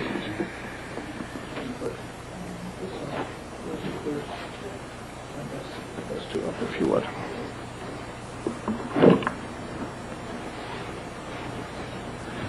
What we're putting up on the board for you are the elevations and the floor plans that were shown at the time of rezoning, as well as the plan that was shown at the time that was originally submitted. Let me first start with the plan that was submitted. At the time of the October 2009 rezoning request, the plan that was submitted is the plan at the top on the bottom board that shows the area along Columbus in blue and the area along Lincoln in yellow. At that time, the elevation that went along with that is the elevation that is on the top of the board. What was proposed at that time and shown continuously since then was a 3 levels of habitable structure along Columbus and 3 levels of habitable structure with parking underneath it along Lincoln. That's the plan that is part of the environmental assessment. And that is the elevation at the top is the elevation that was also submitted to the village trustees at the time. That plan is identical to the massing of what we've proposed. It is 3 levels along Lincoln, stepping up 3 levels, 3 levels along Columbus, 3 levels stepping up and along Lincoln. The only overlapping part of the structure is the elevator core and the stair core, which is shown where it overlaps. I'll address that. The village board only rezoned the property. They never approved or disapproved the project. Correct. I agree with you, Mr. Williams, and I'm not representing anything differently. All I'm saying is the plan... We didn't even, if we went down that road, we'd still be talking there. Right. Exactly. I was on the board at that Right, time. the We board would was still be at the clear. village board talking about it if we were going down the road of the plan. I agree with you. I'm not suggesting in any way that it was approved or in Well, then any it part of it. shouldn't even be up there. But you're asking whether what we've proposed, what I'm saying to you is that what we've proposed is the same building massing that has been shown for more than 2 years. Just tell me how you can look at those structures and say that one looks just as massive as the other. It's not. Well, this looks like either an office building or a prison or a factory, but it doesn't look like it belongs on Crestwood Plaza. The other looks like it's a community building where people live, like a home, people's homes. I don't see how you can. They're not even in the same league. Well, let me. I'll be happy. And the FAR, that's another issue. You're asking for a change in terms of where the FAR is. No, we are not. No, they're not. But they're asking for a change in terms of the height of the building. Height and stories. Height, yes, okay.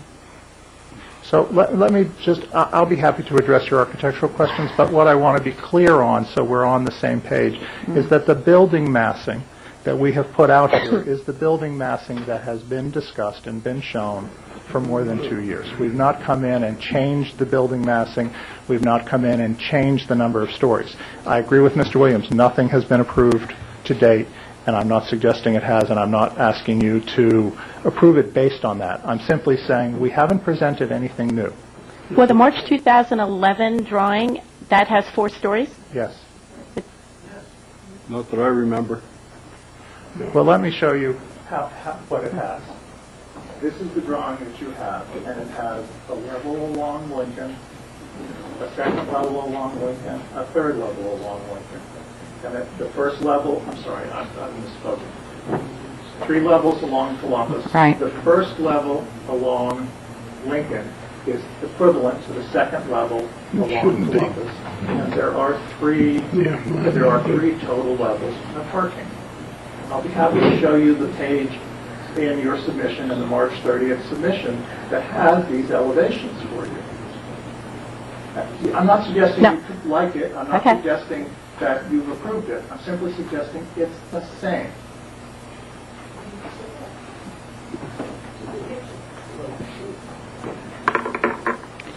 I guess just because we could go on like this for a long time, but I just want to just point out a couple of distinctions that are nuances that distinguish the same from similar. And I guess within an overall envelope, loosely speaking, they are similar. I guess there are things with regard to what I would call a secondary level of massing on an architectural basis.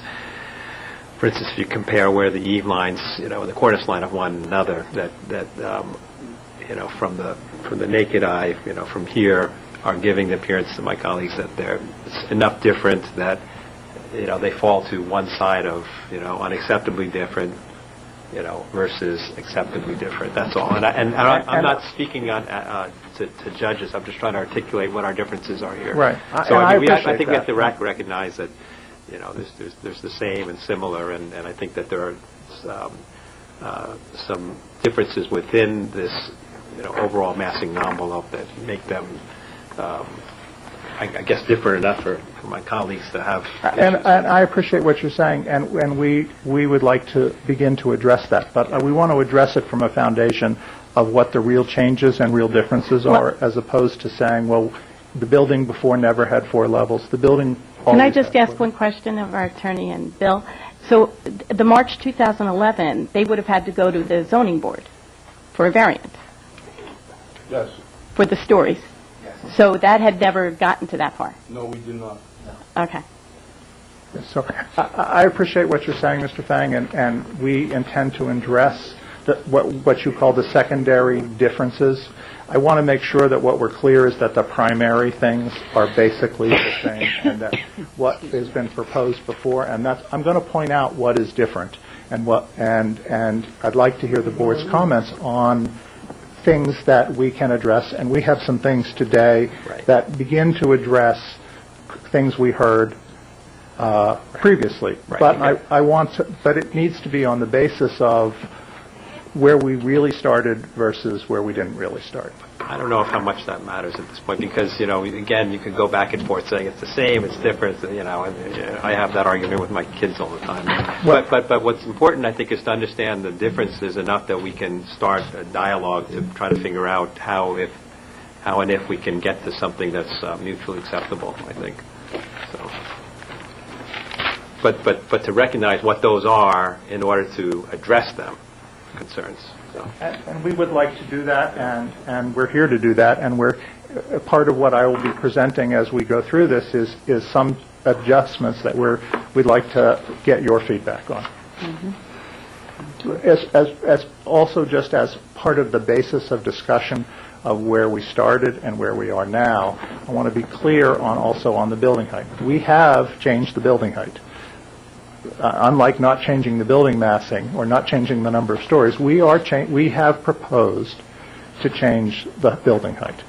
But I want to be clear that we are not proposing, from most perspectives, a building over 42 feet. I understand your zoning code, and the lawyers on both sides can argue this back and forth, but I want to put it from a layman's standpoint or from a ground level perspective what the height issue is in this property.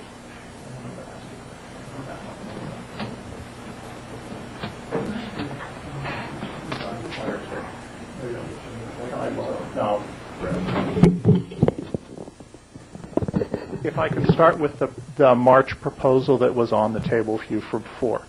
Along Lincoln, the building was 33.6 feet on the south side towards the station and 30 feet at the north side at the corner. The building that we've proposed is 36 feet, so 2.5 feet taller at this corner. You're can you just go back over where you're measuring the height? We've measured it the way the zoning code measures it. And we've used apples to apples, so you could measure from... So how are you measuring on Well, we're measuring from grade to the middle of the hipped roof. Okay, so that's again, per the zoning code, and I don't know if you were there for the car wash guy, but, germane is sort of, I guess, here, and, I think this has to bear with how we're seeing it is, for instance, cornice line, because I think that's the face of the building that is, relating to the horizontal plane. So that would be what? Well, I don't have the measurements, and I don't want to give you inaccurate ones, and we can come back. We can submit to you what they were, cornice line to cornice line. But given that this is not to the cornice, this is not to the peak, and this is not to the peak, they're roughly comparable in terms of we've increased the building, no question, 2.5 feet. You know what? I'm not judging, and I'm not saying this in any kind of negative cast. Believe me. I'm trying to get at the differences, because if we don't get to the differences and acknowledge them and the problems, then we're not going to get to any solutions, okay?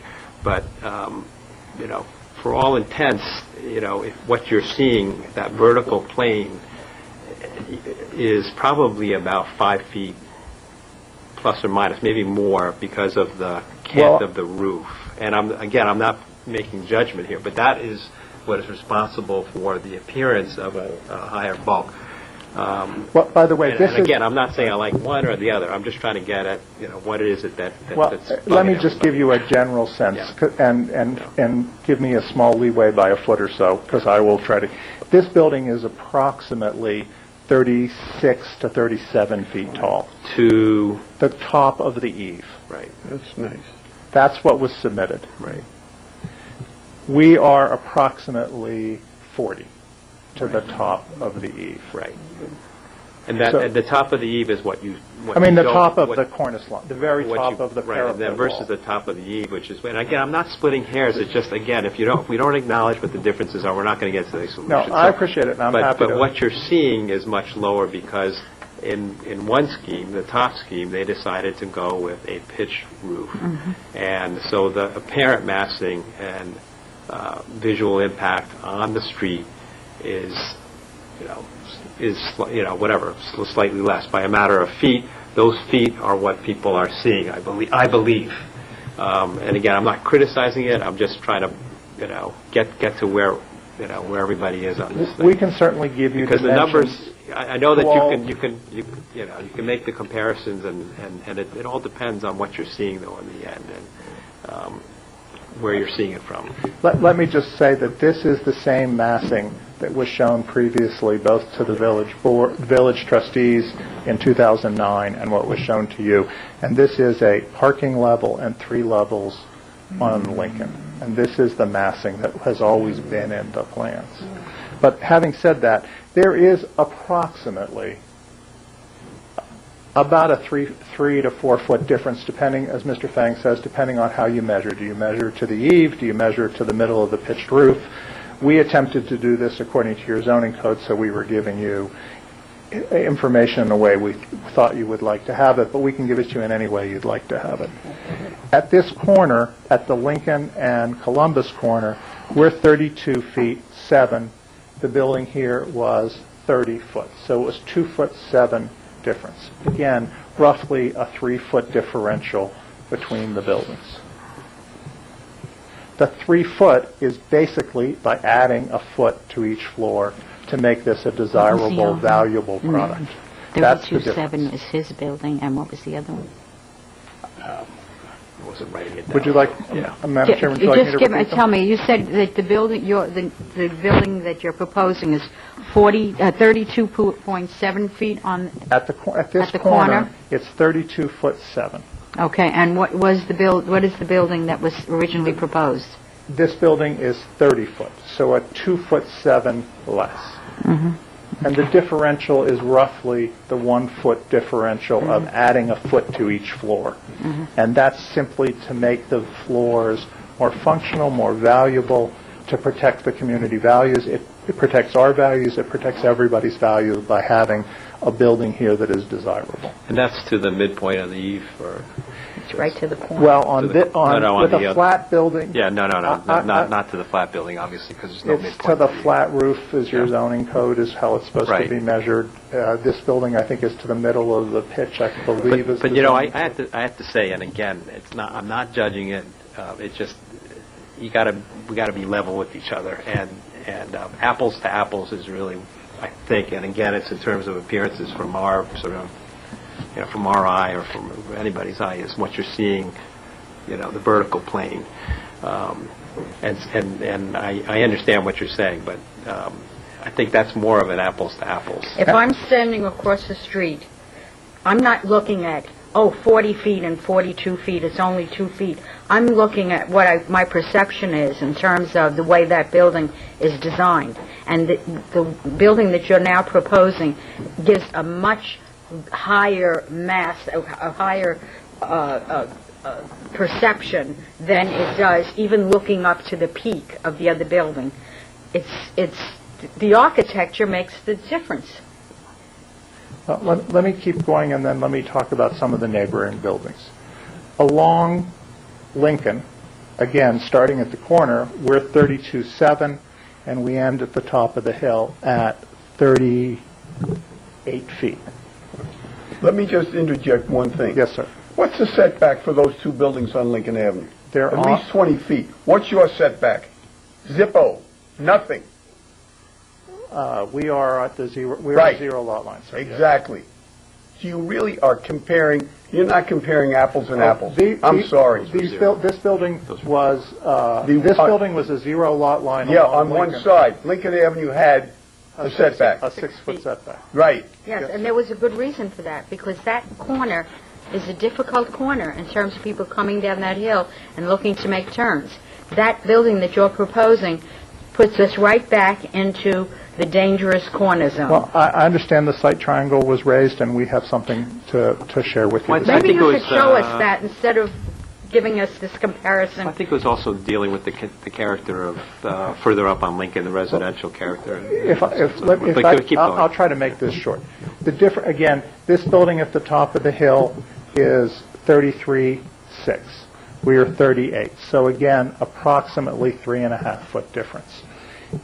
If you were to measure this building from Lincoln and look at it as a Lincoln Avenue building, it is at the 42-foot height limit. There would be no variance required. If you look at this building from Columbus, it's well below the 42 feet, and no variance would be required. But it is a Columbus Avenue building. The entrance is on Columbus. Everything about it is Columbus, so it is Columbus Avenue. Well, I'm not here to argue the legals, and all the lawyers have submitted all the papers, and I'll leave that to them. But what I'm saying is that the only reason it needs a variance is that this building is being measured from here. If we measured the church from here, it would be non-compliant. So any building measured 9 feet down the hill would be non-compliant. The church is compliant because it's measured from where it fronts on the street. Church is not compliant. But I'm saying if you met... We're not comparing apples to apples then. We're comparing apples to oranges. If we were to make this into 2 buildings, 2 separate buildings, then it would be complying both as to stories and as to height. The only difference would be we would then have an entrance and a driveway entrance and a public entrance on Lincoln.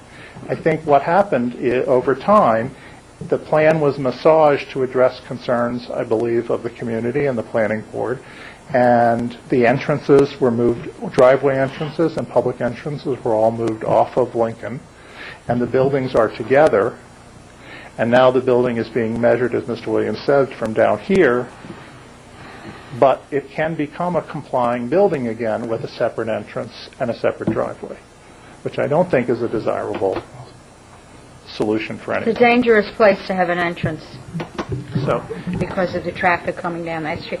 Can I just ask, you said you made changes. Can you show us your changes? Because you know what our concerns were, and I don't think you're hearing anything that's terribly different from what you heard the other day. So perhaps if you showed us what it is that you've changed, we can understand. a while longer. I'd just like to walk you through the questions you raised last time.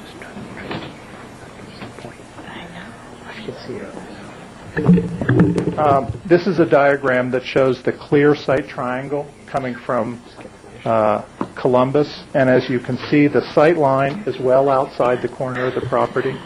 The issue of where the building relates on the property and that the existing condition has no bearing on where the building is.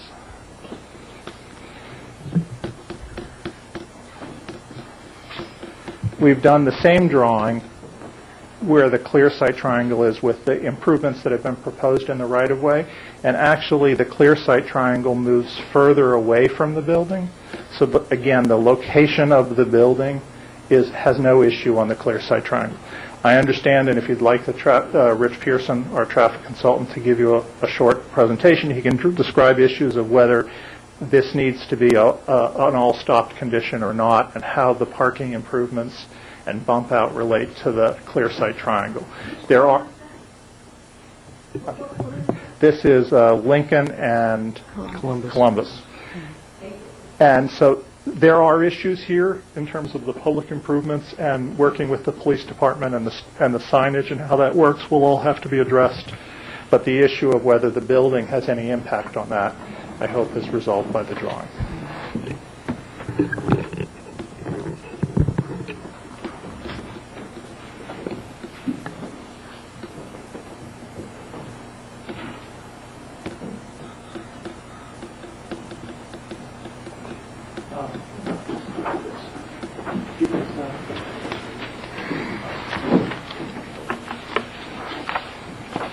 One other point with regard to building height. You were talking about fitting into the community. Again, this is an exhibit that was part of the environmental site assessment. Excuse me one moment. We have 3 of our members and 2 of our consultants who are not here. So we're going to need extra copies of all of these for them. And we can have them sent to people directly if that works. Can you get them to Mr. Williams? Of course. Okay. Just let us know how many. This is an exhibit that was part of the environmental site assessment. I think it was submitted that I know was submitted both to you and to the, thank you, and to the village trustees. And I want to just particularly call your attention to the building that's labeled number 2 in the drawing, which is the building directly across the street. And that measurement was 38 feet to the top of the crest of that building. Whereas the building that we've proposed ranges from 32 to 36.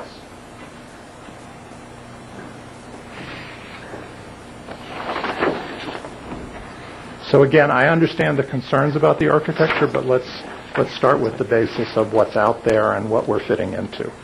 So the building directly across the street is taller than what we're proposing. You can't really compare the 2 buildings, though, because his is the roof is in towards the back. It's not front on the street, just like this is right on the sidewalk in your face. But that's a zero lot line building. I understand, but it also doesn't have that sense and appearance of being, because the roof line is further back. It's not a flat roof like this. It has a flat front gables that are on the buildings, plus then it also has a hipped roof. So part of the 38 feet is at the property line. Okay. You knew what I mean. Yeah, no, it clearly has a hipped roof, but part of the building that is at 38 is also on But the it property then line. doesn't look as massive. It has that appearance of not looking as massive as that would look. And I agree with you. This is square. I'm not saying that this is bigger, but this is going to look bigger proportionately because it's rectilinear. Thank you for saying that. I understand it, but it's not taller than the building Thank across you the street. for saying that. Now, well, if you can acknowledge the building across the street's taller, then we can both get somewhere.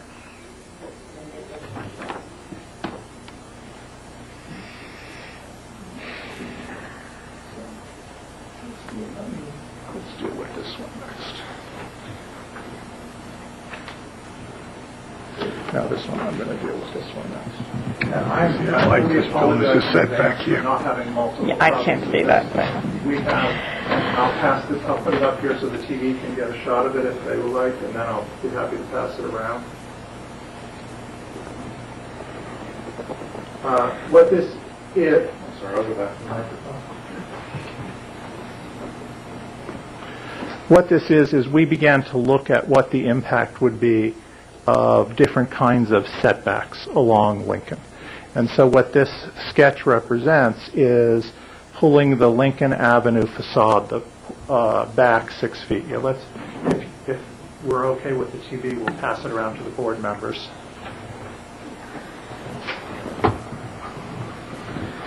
And I apologize. We had a miscommunication error, and we'll have more copies for you and for the other board members. And what we've done in this sketch is really two things. We wanted to look at what the impact on parking would be of moving the building back 6 feet. And we lose approximately 3 spaces by moving the building back. So again, that becomes a trade-off on the variance issue between lesser parking and setback. So that's a discussion that we'd like to hear input on. The second thing that we did in the sketch is that where the residential entry exists, we've set that back and added a place for landscaping at that entry. That's the opportunity at the building face to add landscaping.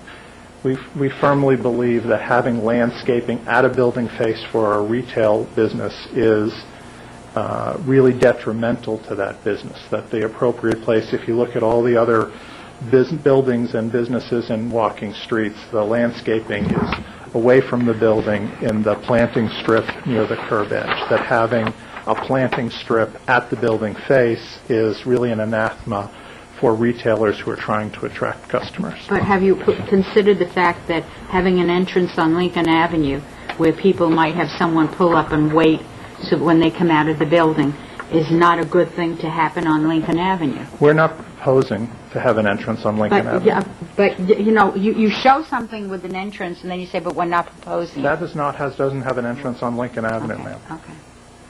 That shows the residential entrance on along Columbus, and I'm sorry if it's not more clearly labeled. But what we've presented in that is 2 points of discussion that we'd like to obviously hear comment on, which is getting green space where we think it's appropriate along the building face at the residential lobby entrance on Columbus, not on Lincoln, and whether the trade-off for parking versus setback is where the value range is in the sense from the board members for that.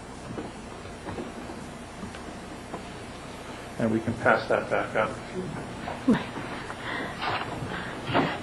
You're asking the wrong person here, because I don't think you should get a variance on parking, because, and that was when I voted at the village board level, and it was an amendment that was added by the attorneys. Then they withdrew it. But the clear sense to the attorneys and to the past developers on this project was that we wanted the two parking spots. We did not give a variance on that, and we had a discussion about it. Frank Fish suggested going to 1.5, and we nixed that, and we kept it at 2. So just so you know, so you're asking the wrong person on this one, because I'm not for giving a variance at all on parking. So the trade-off isn't even, it's a moot point with me. Okay.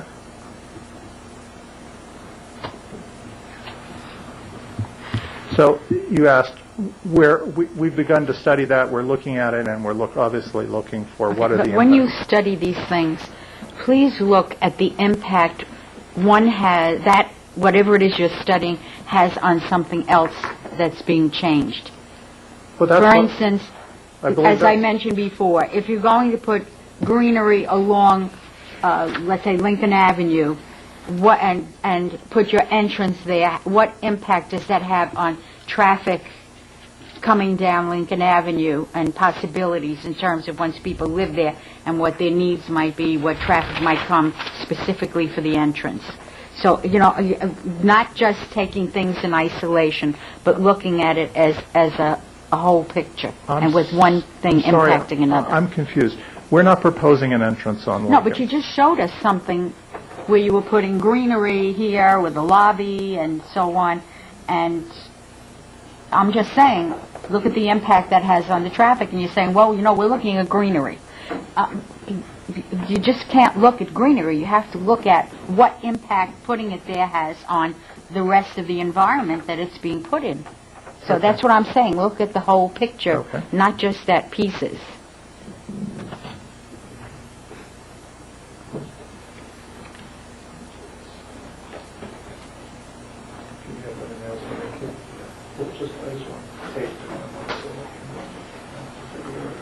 No, not the front, just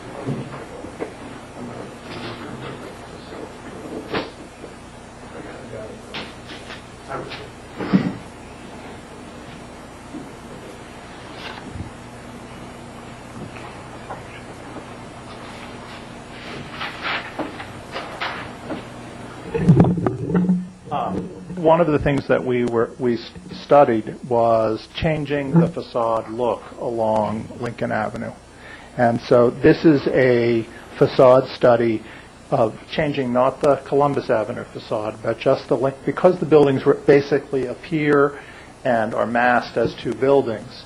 What we looked at is the possibility, and that's what we're again looking for feedback from the board from, is for giving a different look along Lincoln Avenue. Why wouldn't you consider that on Columbus? Nothing's out of the realm of possibility. I think what we're saying, initially at least, is if you look at the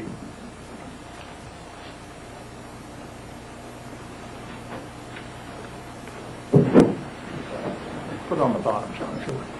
No, okay. Thank you.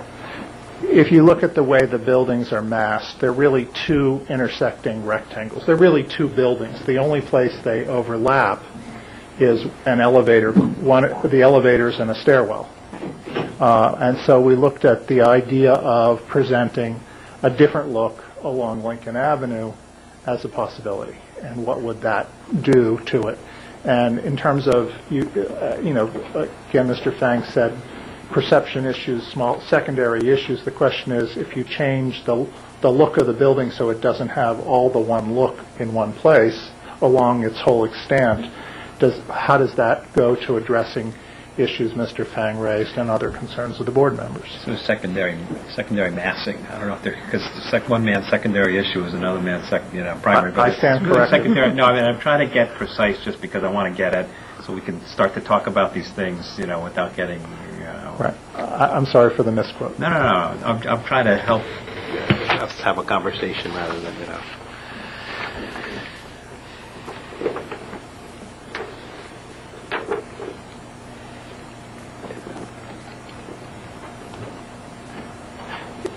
Ms. Gorman, I think you said last time, and I don't, you said something to the effect of the desirability of living in a loft building, regardless of whether it's appropriate here or a former construction. I believe that was you who said something. Was it you? Oh, I'm sorry, it was somebody else. It was somebody else who mentioned the idea that living in a loft building was a very desirable thing.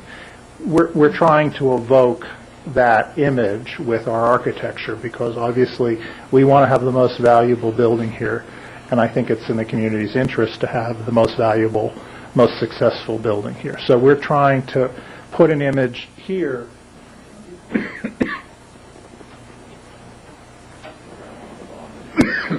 we've looked at other buildings within Tuckahoe and trying to pick up both. Just leave it like that. That's great. Trying to pick up materials and palette colors that exist in Tuckahoe. The blonde brick look, the flat-fronted buildings, as Richard mentioned, I think in his initial presentation, a horizontal two-part partie for the structure, that it's not broken up into what was 18th or 19th century townhouse look, which really doesn't exist in Tuckahoe. What really exists in Tuckahoe are early 20th century buildings. So our attempt was to pick up the motifs and the look that are within Tuckahoe.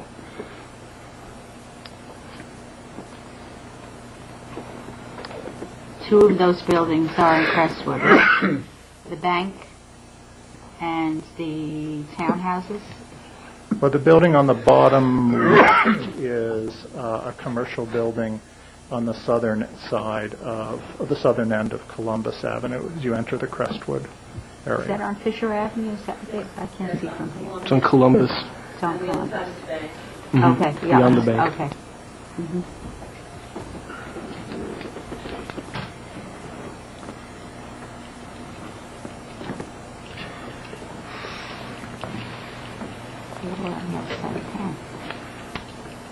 One looks like it's on Lake. One looks like it's on Lake. One all the way to the right, third one down. That is. Yeah. Lake Avenue, right, that's the commercial building. Yeah. These are all commercial buildings around the two train stations. So that was our intent. The building is not yet built, and we're here for discussion, and we're here to listen on comments. And we've put forth a design, and we've put forth a one possible starting point for a revision on the Lincoln Avenue building, and so. Okay, but my question is, or first of all, my statement is that whatever goes on that piece of land is going to be, you draw the eye first, okay? Because of where it is and how, okay. We can agree on that. It is the center of Crestwood. Then my question is, if you look at that area, look at what's around it, a church, homes, what is it that the building you're proposing, what is it that makes that building fit there?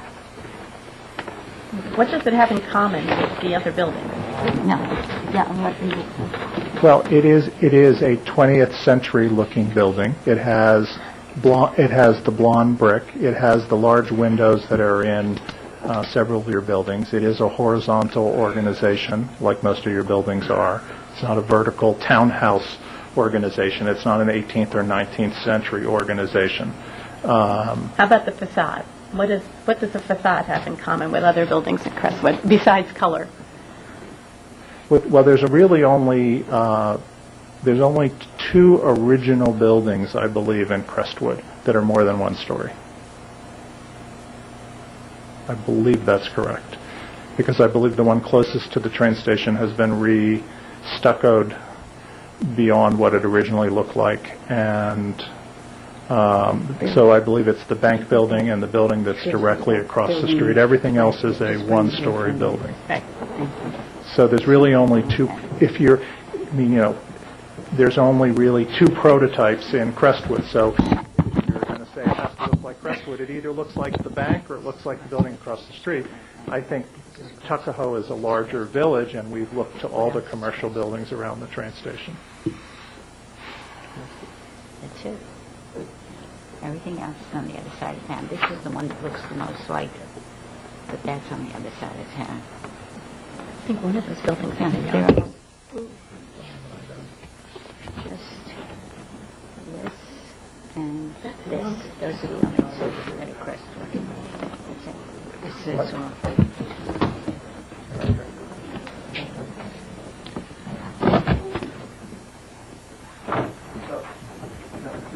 Pass that around. That has. You gotta pay us zoning first anyway, Bill. No.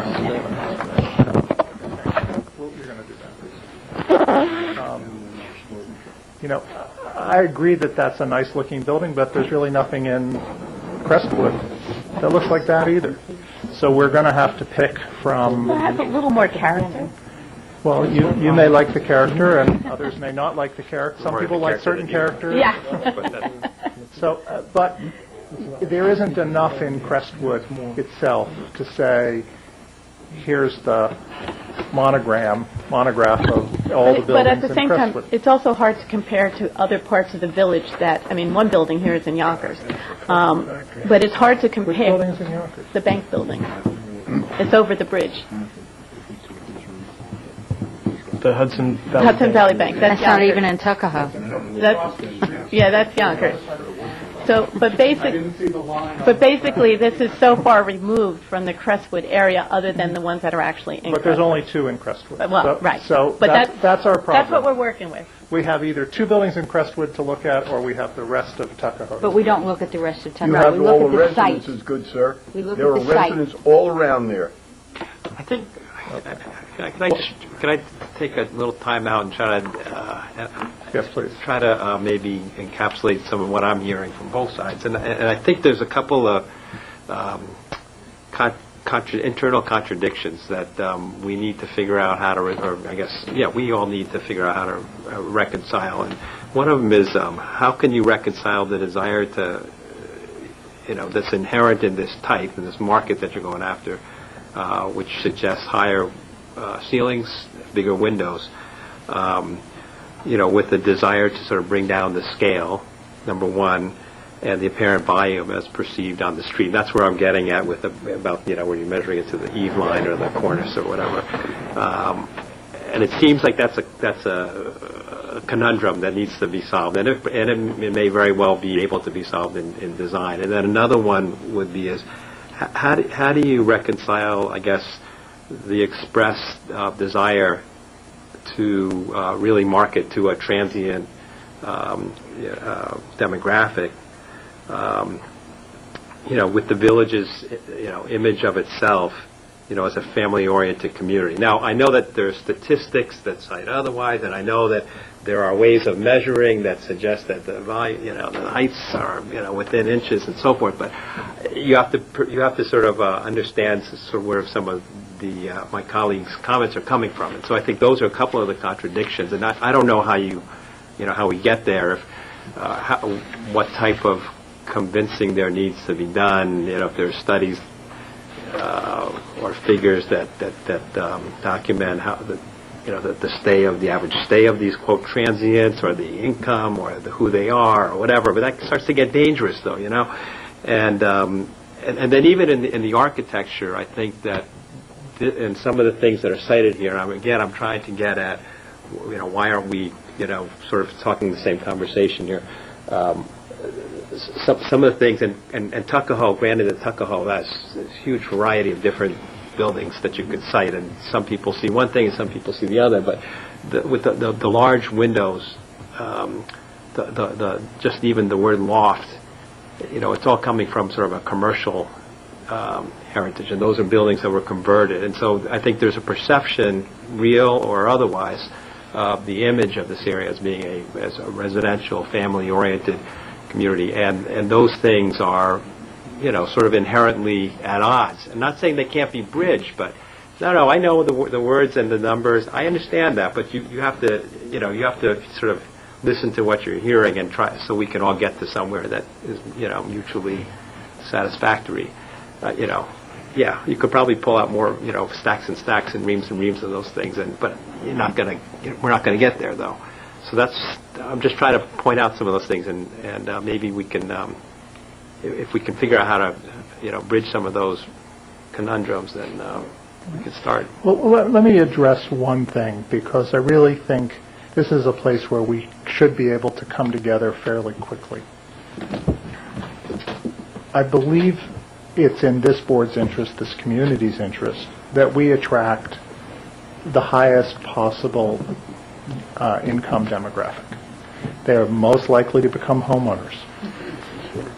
I think what we're saying, if you want people who are going to go, 53% of this community is already renters, and you're looking, and the building is going to be rental. The building is going to be rental. It's not going to be a condominium building. Nobody's building condominium buildings. That building, nobody's ever going to build a condominium building there. So one basis ought to be, it's going to be a rental building. How do we get the best possible rental building for this community? And it would seem to me the best possible rental building for this community is one that attracts the highest income people to the community who are most likely to be able to afford to become homeowners in this community. Because otherwise, what you have are transients, people who rent here for a while and leave. So if you want people who already own here and they want a place that's worthy of their demographic station, they're going to want a building in this community that is equal to their station. And the people who can afford to buy in this community are also going to want a building at that level. I don't think this board wants to see us lower the price point of who we're going after, regardless of how we go after them. So we want to go after yes, anybody who's renting is moving, but anybody who's buying is moving. Everybody's a transient in Some move more frequently than others. And I guess some have less, of a stake in the community, long-term future of the community. Right. So the people who want, as I've said on a couple of occasions, probably ad nauseum, our clientele is looking to buy, a significant portion of our clientele is looking to buy homes, not looking to go rent again. They're not they're not first-time renters, and they're not serial renters. They want to be in they either are coming from a house in the community or they want to go to a house in the community. So it would seem to me that that's a place we could come together. I'm hearing the board say you don't want transients, so it seems to me you don't want people who are serial renters, because they don't put down roots. You don't want first-time renters who are going to move up to a different, better building at a later time. So if that's a basis on which we can say that's what we want to do here, we want to have the most valuable building in the community that will attract either current or potential homeowners for Tuckahoe, then we're on the same page in terms of how we make this a valuable building. Then the other issues need to be addressed. Let me, so along that lines,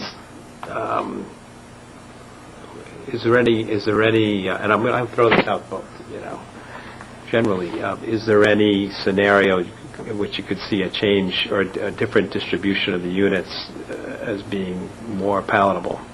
That's an open question. Frankly, from our perspective, you saw that the lofts at Blueback had 2 bedrooms. That had a slightly different parking situation. There was an easier, they didn't have to provide the spaces were already there.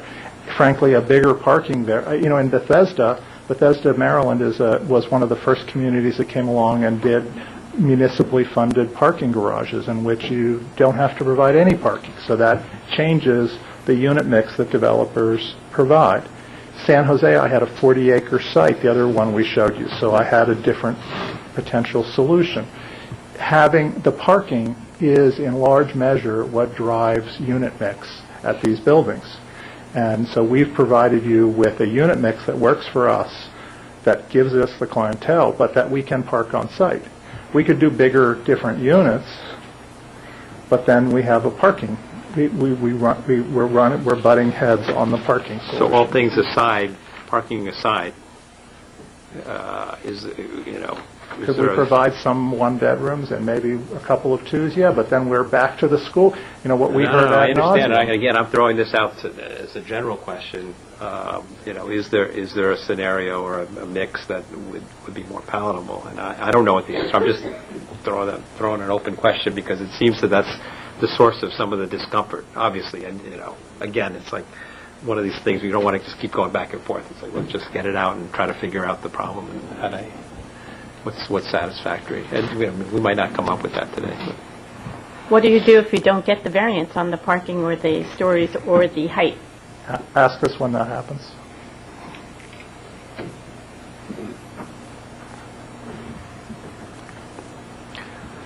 But the other questions, the other sort of paradoxes of this thing are design questions, and I just wanted to point them out because I think that they, paradoxes often engender creative design. I actually want to point out one other thing, which is the transitions. So there's not only the transition to the street.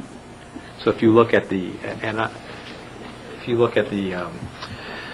ends, there's also a transition to the adjacent properties on either side, both on Lincoln and on Columbus. And this is, which you're showing here, is more of an urban type of condition with a party wall and a more sort of rectilinear cut in, which is, I guess, you'd be seeing on the lower right. And on the lower and on the top left, and I think that might be a source of some of the perceptions that people are seeing here as well, and maybe reacting to. Well, you're talking about it in terms of a design issue or in terms of fenestration? In terms of the secondary massing and the massing of it, let's just say, and the fenestration, I think we talked about. I think it's an interesting problem. As an architect, I think it's a sort of a juicy design problem, because again, the big windows are suggestive more of commercial character, and again, our self-image, right, wrong, real, documented or not, is of a residential community, et cetera, et cetera.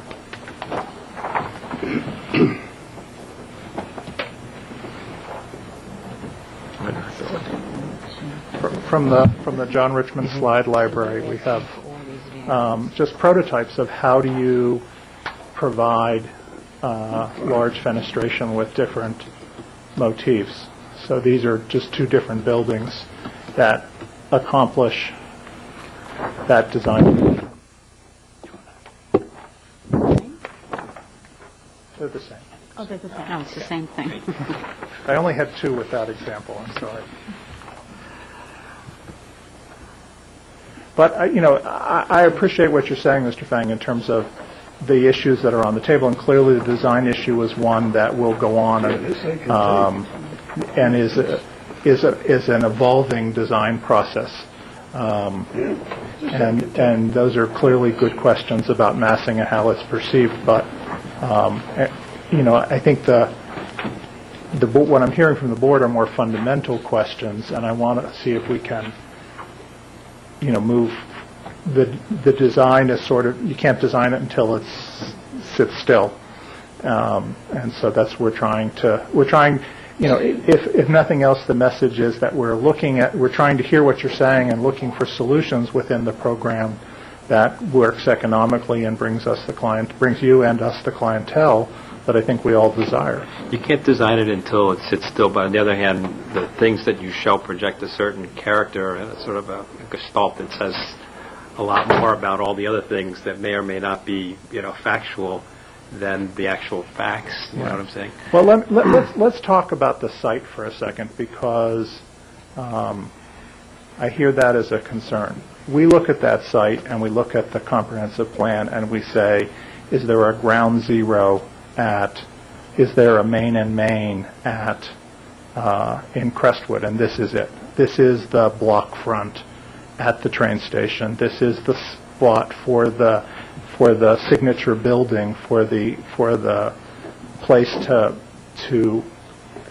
this is where the bigger if there are smaller buildings, this is where the bigger one goes. This is where you make the statement at the station. And the comprehensive plan is fairly clear about the intent, and there's really no other contradictory language in there, that this is the center, this is the place within this part of the community that is supposed to be the major place. I actually don't know about that. This is the general place, but the main and main, and we're not splitting hairs because it's like, character differs over the course of a block and from one corner to another. The main and main is actually at the other corner, on the other side, Fisher and Columbus. That's the main and main and main. Right. And this is sort of like the main and next one down, Lexington Avenue kind of thing. You know what I mean? It's not main and main. And maybe therein lies some sort of, some... Well, I think that's what the facade elevation on Lincoln is attempting to address. Clearly, Lincoln turning the corner to the multifamily residences that are across the street. But let's also be clear that this building is not visible further up in the community. There is the Korean church that is generally to the east of this is a 3-story structure, as the height shows on the diagram you have. It's more than 30 feet tall. It's uphill from this structure. So none of the residences, with maybe some limited exception at one corner, will be able to see this building. There's only only the 2 or 3 houses on Lincoln will actually even be able to see this. Maybe a bit going up Lincoln right at that corner, but maybe it's a half dozen. But this is not a highly visible building within a residential community. Well, from the residents. For those residents, it is. I think it's a highly It's a highly visible building. No, it's a highly trafficked street for a lot of. I think It's a major big right. pedestrian. But it's not visible from a residential neighborhood by and large. But it is important for us to do the right thing for those people that live on Lincoln. Well, anybody who just needs to look right, from Lincoln Avenue. Right. In the previous, with the previous application, we spent a lot of time working on that Lincoln Avenue facade to make sure that it was the proper transition, because I think we recognize that that is not the main and main. This is a site for a signature building just because it's the largest available site in Crestwood.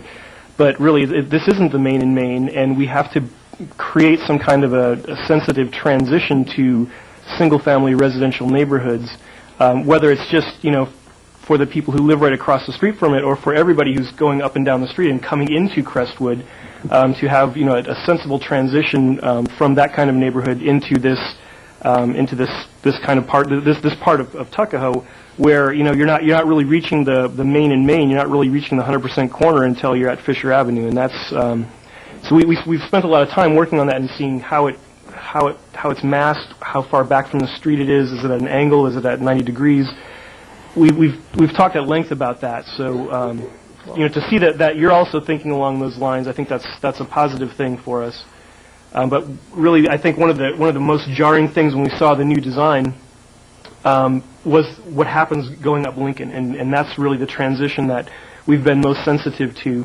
It was Commissioner Caliano who said that the loft-style apartment, she could understand that there was some desire for that, and I can see where your marketing shows that there's definitely a market for that, and I think this may or may not be the most appropriate place for that, or this might not be the best style housing for this market, but that kind of building, I think we could see, I could see something like that, on Columbus Avenue, but making the corner up Lincoln is where it really starts to, it's a little bit jarring there. So I think if we can work on that, going around the corner there, and that's where the building height is also most sensitive when we were talking about, where do we measure this to, and the fact that we had a pitched roof there.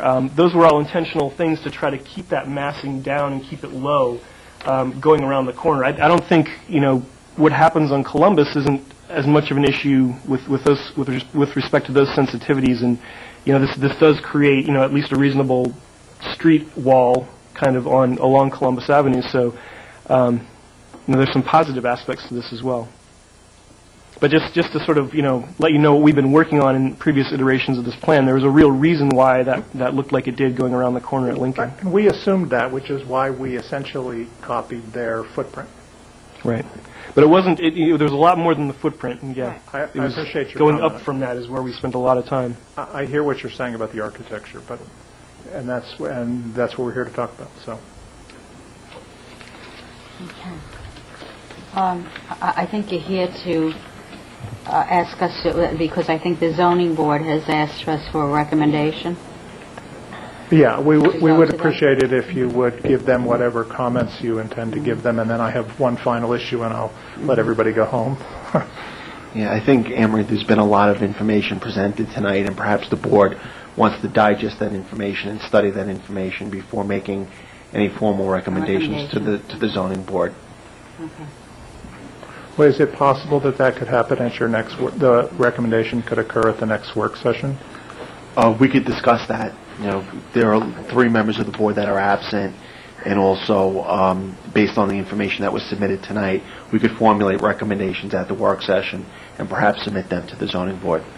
And then we have one final request. John, if you would pass that out. And we would also like at the next zoning board to be addressing the special exception issue.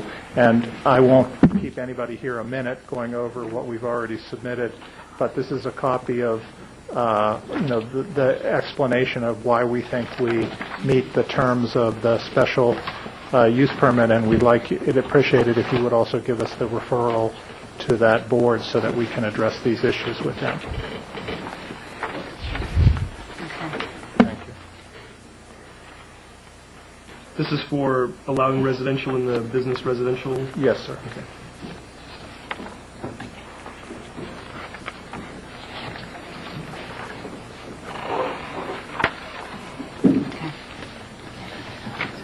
Yeah, we have it. Good. Thank you. Thank you. Thanks. Do we have a public hearing? No. No. We did that already. Oh, for this? We did. I am.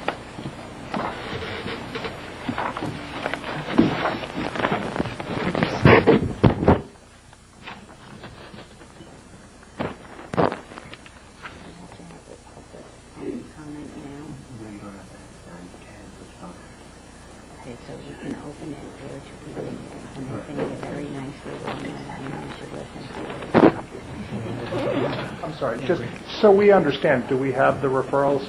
That's, I guess, the question we're asking is, and I'll leave it. Maybe I can just help to clarify the procedure a little bit, and I can understand the board needs more time to digest what it would like to say by recommendation. I think the sections, and Mr. Cavallaro, I'm sure will give some guidance on this as well, but the sections in your code that speak to both site plans that need special permits, as this one does, and site plans that request variances or interpretations, as this one does. There's a mandatory aspect of the procedure, and then there's a discretionary or optional part of the procedure. The ordinance requires, there's 2 requirements aspects basically. One is that the board complete a preliminary review of an application, and I would suggest that at this point, over 3 meetings, at least with the new proposal, you've certainly given some thoughtful preliminary review to this. And then the requirement is that the board refer it to the zoning board. With the special permit under your code, that's what permits the zoning board to act. Under state law, they could act on the variances in any event. But the two compulsory aspects, if you will, are the preliminary review, which I would submit that you've done, and the referral. The discretionary aspect is the recommendations. You may choose to make recommendations or comments. You may choose not to. You can do basically whatever you feel like at that point. But what I would think would be a reasonable procedure would be, since you do want to absorb what's gone on here tonight, probably you'll hear some more information at the work session and some more responsive actions in accordance with your consideration. It would make sense and be appropriate under your law to refer the matter to the zoning board with respect to the special permit and variances. And then if you want to, so we know where we're headed in that direction, but then at your workshop session, which is like this, a public meeting, albeit a work session, you can certainly, formulate your comments and send them on to the zoning board, which will still get to the zoning board before its next meeting on November 9th. I personally would like to keep it all together, do the referral with the recommendations, not to do it separately. I think it's important to have a full statement to go to the zoning board. Yeah. That's Also, my opinion. Can we do that at our informal meeting? To formulate something? I don't think At so. the work session, we could discuss. Discuss, but not make a decision. And then what I'd like to do is have a resolution from the board Right. formally referring it to the Zoning Board of Appeals with recommendations, if any, from the planning board. Yeah.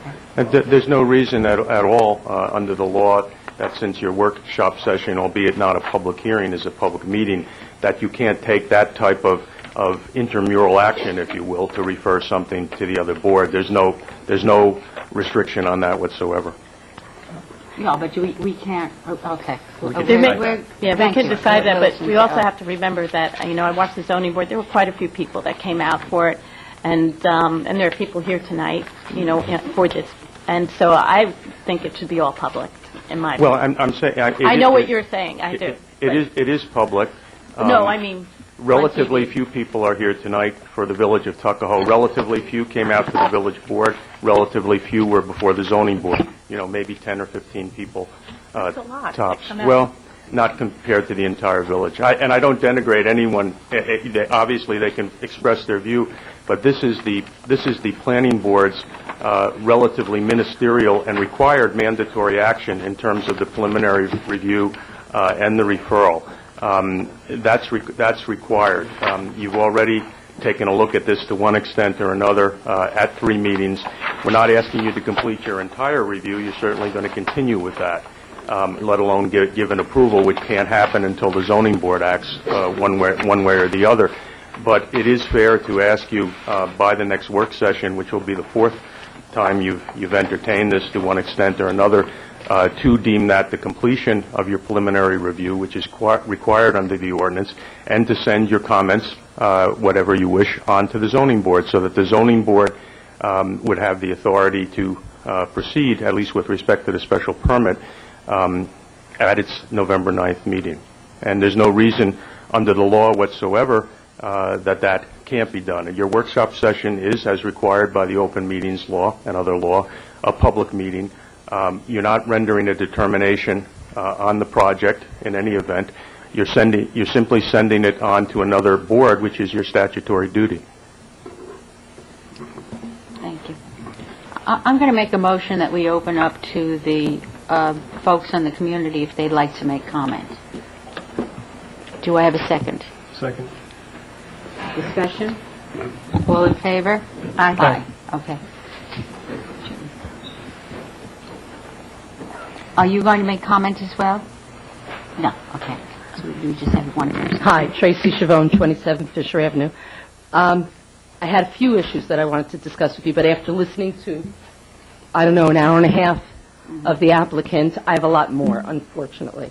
But last things first. No, there aren't a lot of people here tonight. A lot of people really didn't know about the meeting. We don't get noticed the way that we do for the zoning board meetings, so a lot of people don't know it. But remember this, a lot of people in this village have children. A lot of people were at the last meeting and had to leave because it went on so long and they had children. One person even brought her 10-year-old here, my neighbor, and had to go home because that kid had to go to school the next morning. These meetings go very late, and parents don't always have the ability to be here this late. Additionally, we have a lot of elderly people. On my block, there are 2 people who are desperate to be at this meeting and speak out, but can't because they just don't go out in the evenings. They're quite elderly and they can't. Nobody, by the way, on my block is in favor of this.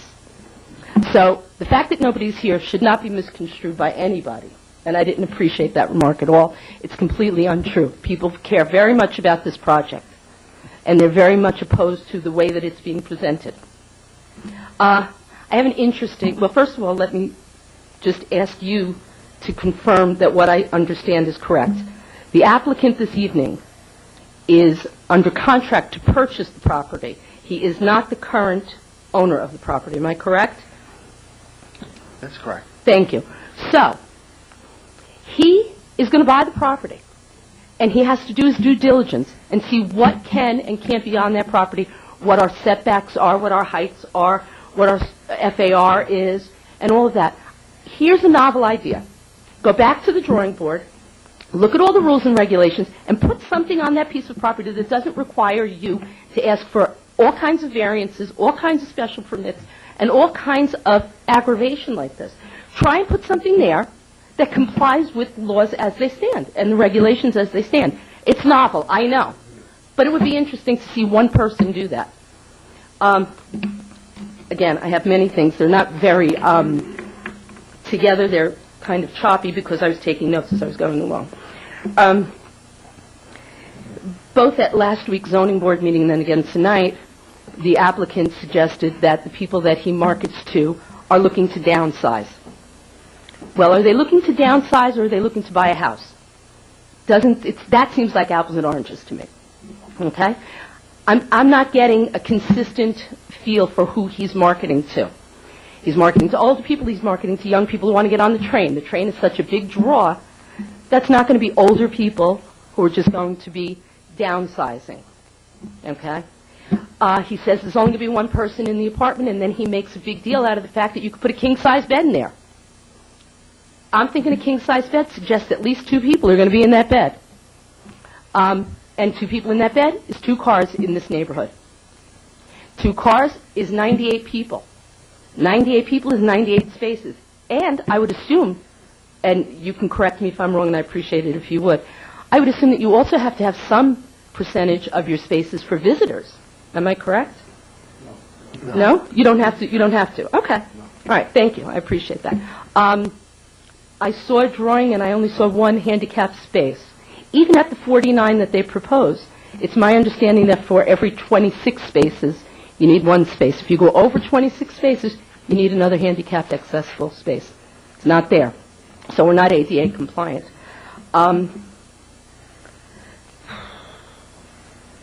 Okay, the roof. At the last meeting I asked, and I was not answered by the applicant, we're told that the elevator and stairwell will be the only thing that come above the roof.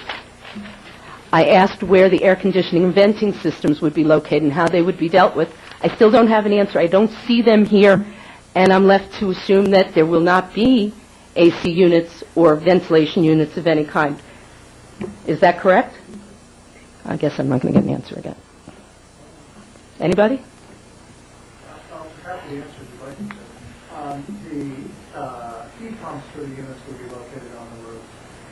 There's really no ventilation systems on the roof. Okay, so no ventilation on the roof. No air conditioners? The heat pumps for each of the units. Is a heat pump the same as an air conditioner? I don't know what that is. I'm sorry. It's like a compressor. It's a small Okay. specific component. It's expensive. It's like air. It's what you might think. It's the part of the air conditioning unit. Okay, so the compressors will be on the roof. Could you please make sure that's in the record? And how will we curtail the noise from that? Because you do have neighbors fairly close. I being one of them, people on Lincoln Avenue being the others. The units are behind the parapet. I'm sorry, they're behind the parapet walls.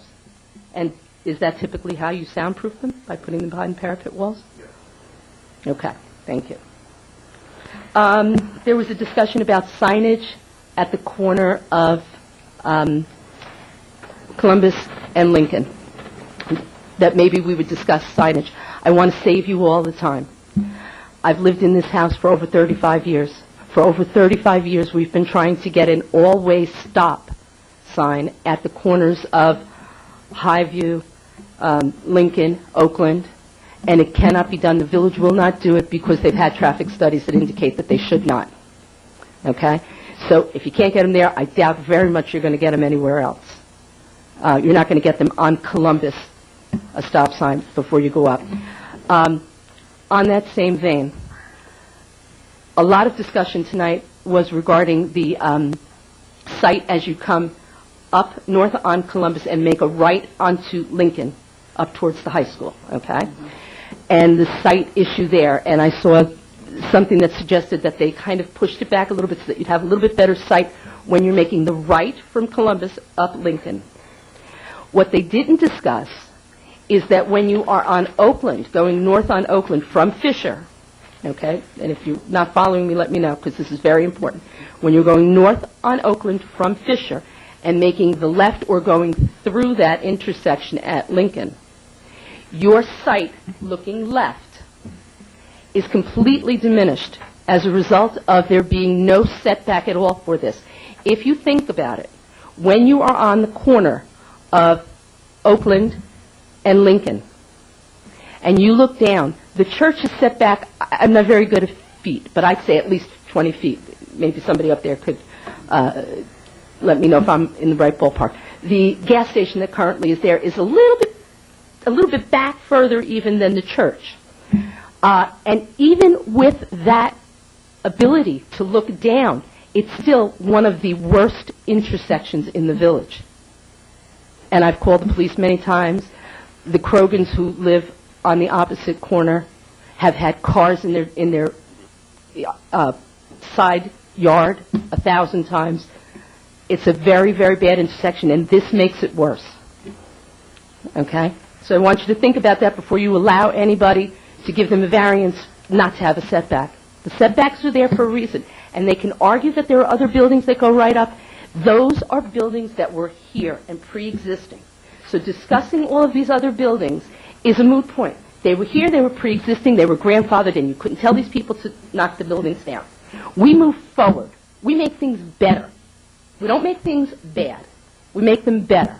And having no setback is a horrific idea, especially on Lincoln, and especially for traffic reasons.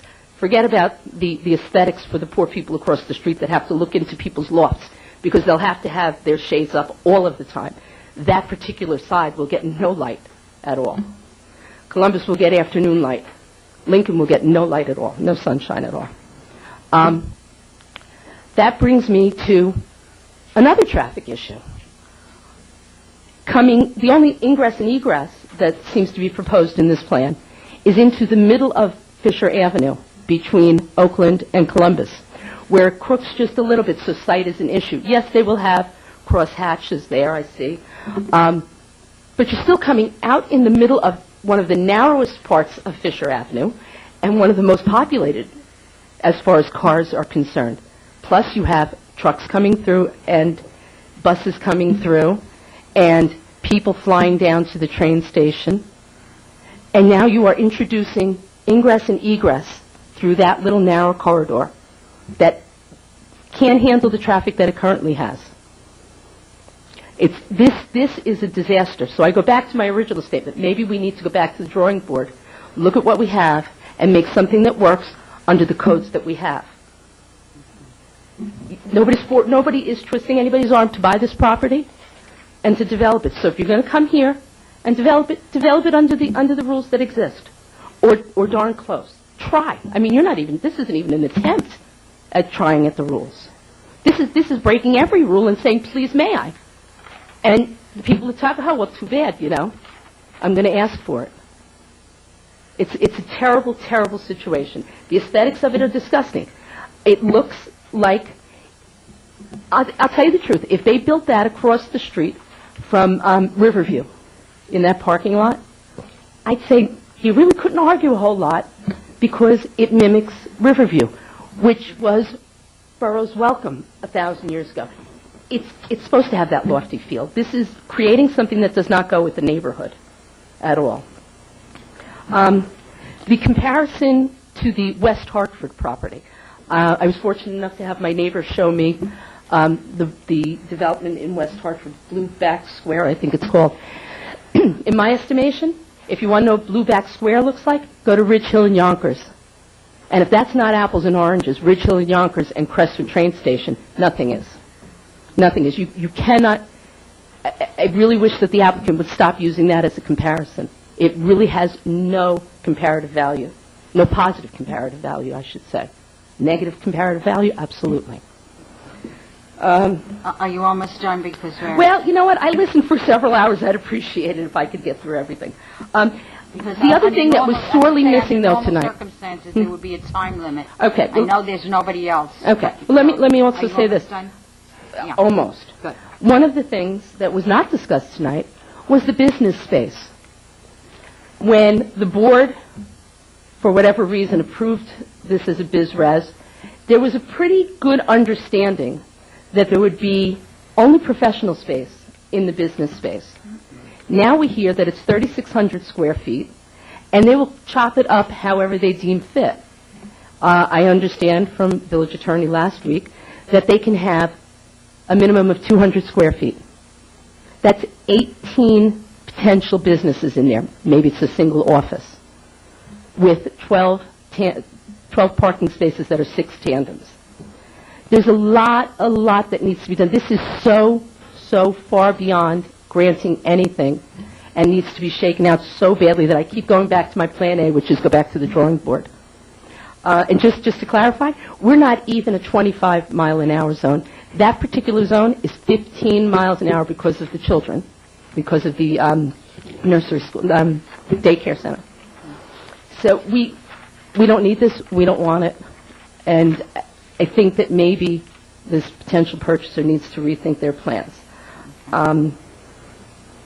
That's it. That's, well, pretty darn close. And we thank you. Thank you very much for having me tonight. I hope that the next time we won't quite have so much of a filibuster, because people will come if they don't have to wait until 10:30 to speak when they have children at home, you know? They can always write. You know, that's a great thing. I wish you'd say that louder into the microphone when the camera goes on you, because it's important. What the chairperson said was that you should write to the chairperson, I assume to you, at Village Hall? To the Village Hall. Anne Marie Tramella. And, you know, and the Board of, Planning Board, members of the Planning Board. That's a great idea, and I will to the encourage my Village, neighbors. Board, right. And Mr. Williams passes it along to us. Oh, so should it be addressed to Mr. Williams or to you? No, you can address it, well, you can address it to me and the board members. Okay, so address to Chair the and board, Planning Board to members. the chair and members. And then you address it in care of. In care of Bill Williams and here at Mr. Williams, 65 and he'll Main get it Street, to us. Yeah. Tuckahoe, New York. This is Main Street. Thank you. You're welcome. Good luck. Thank you. Okay, do we have a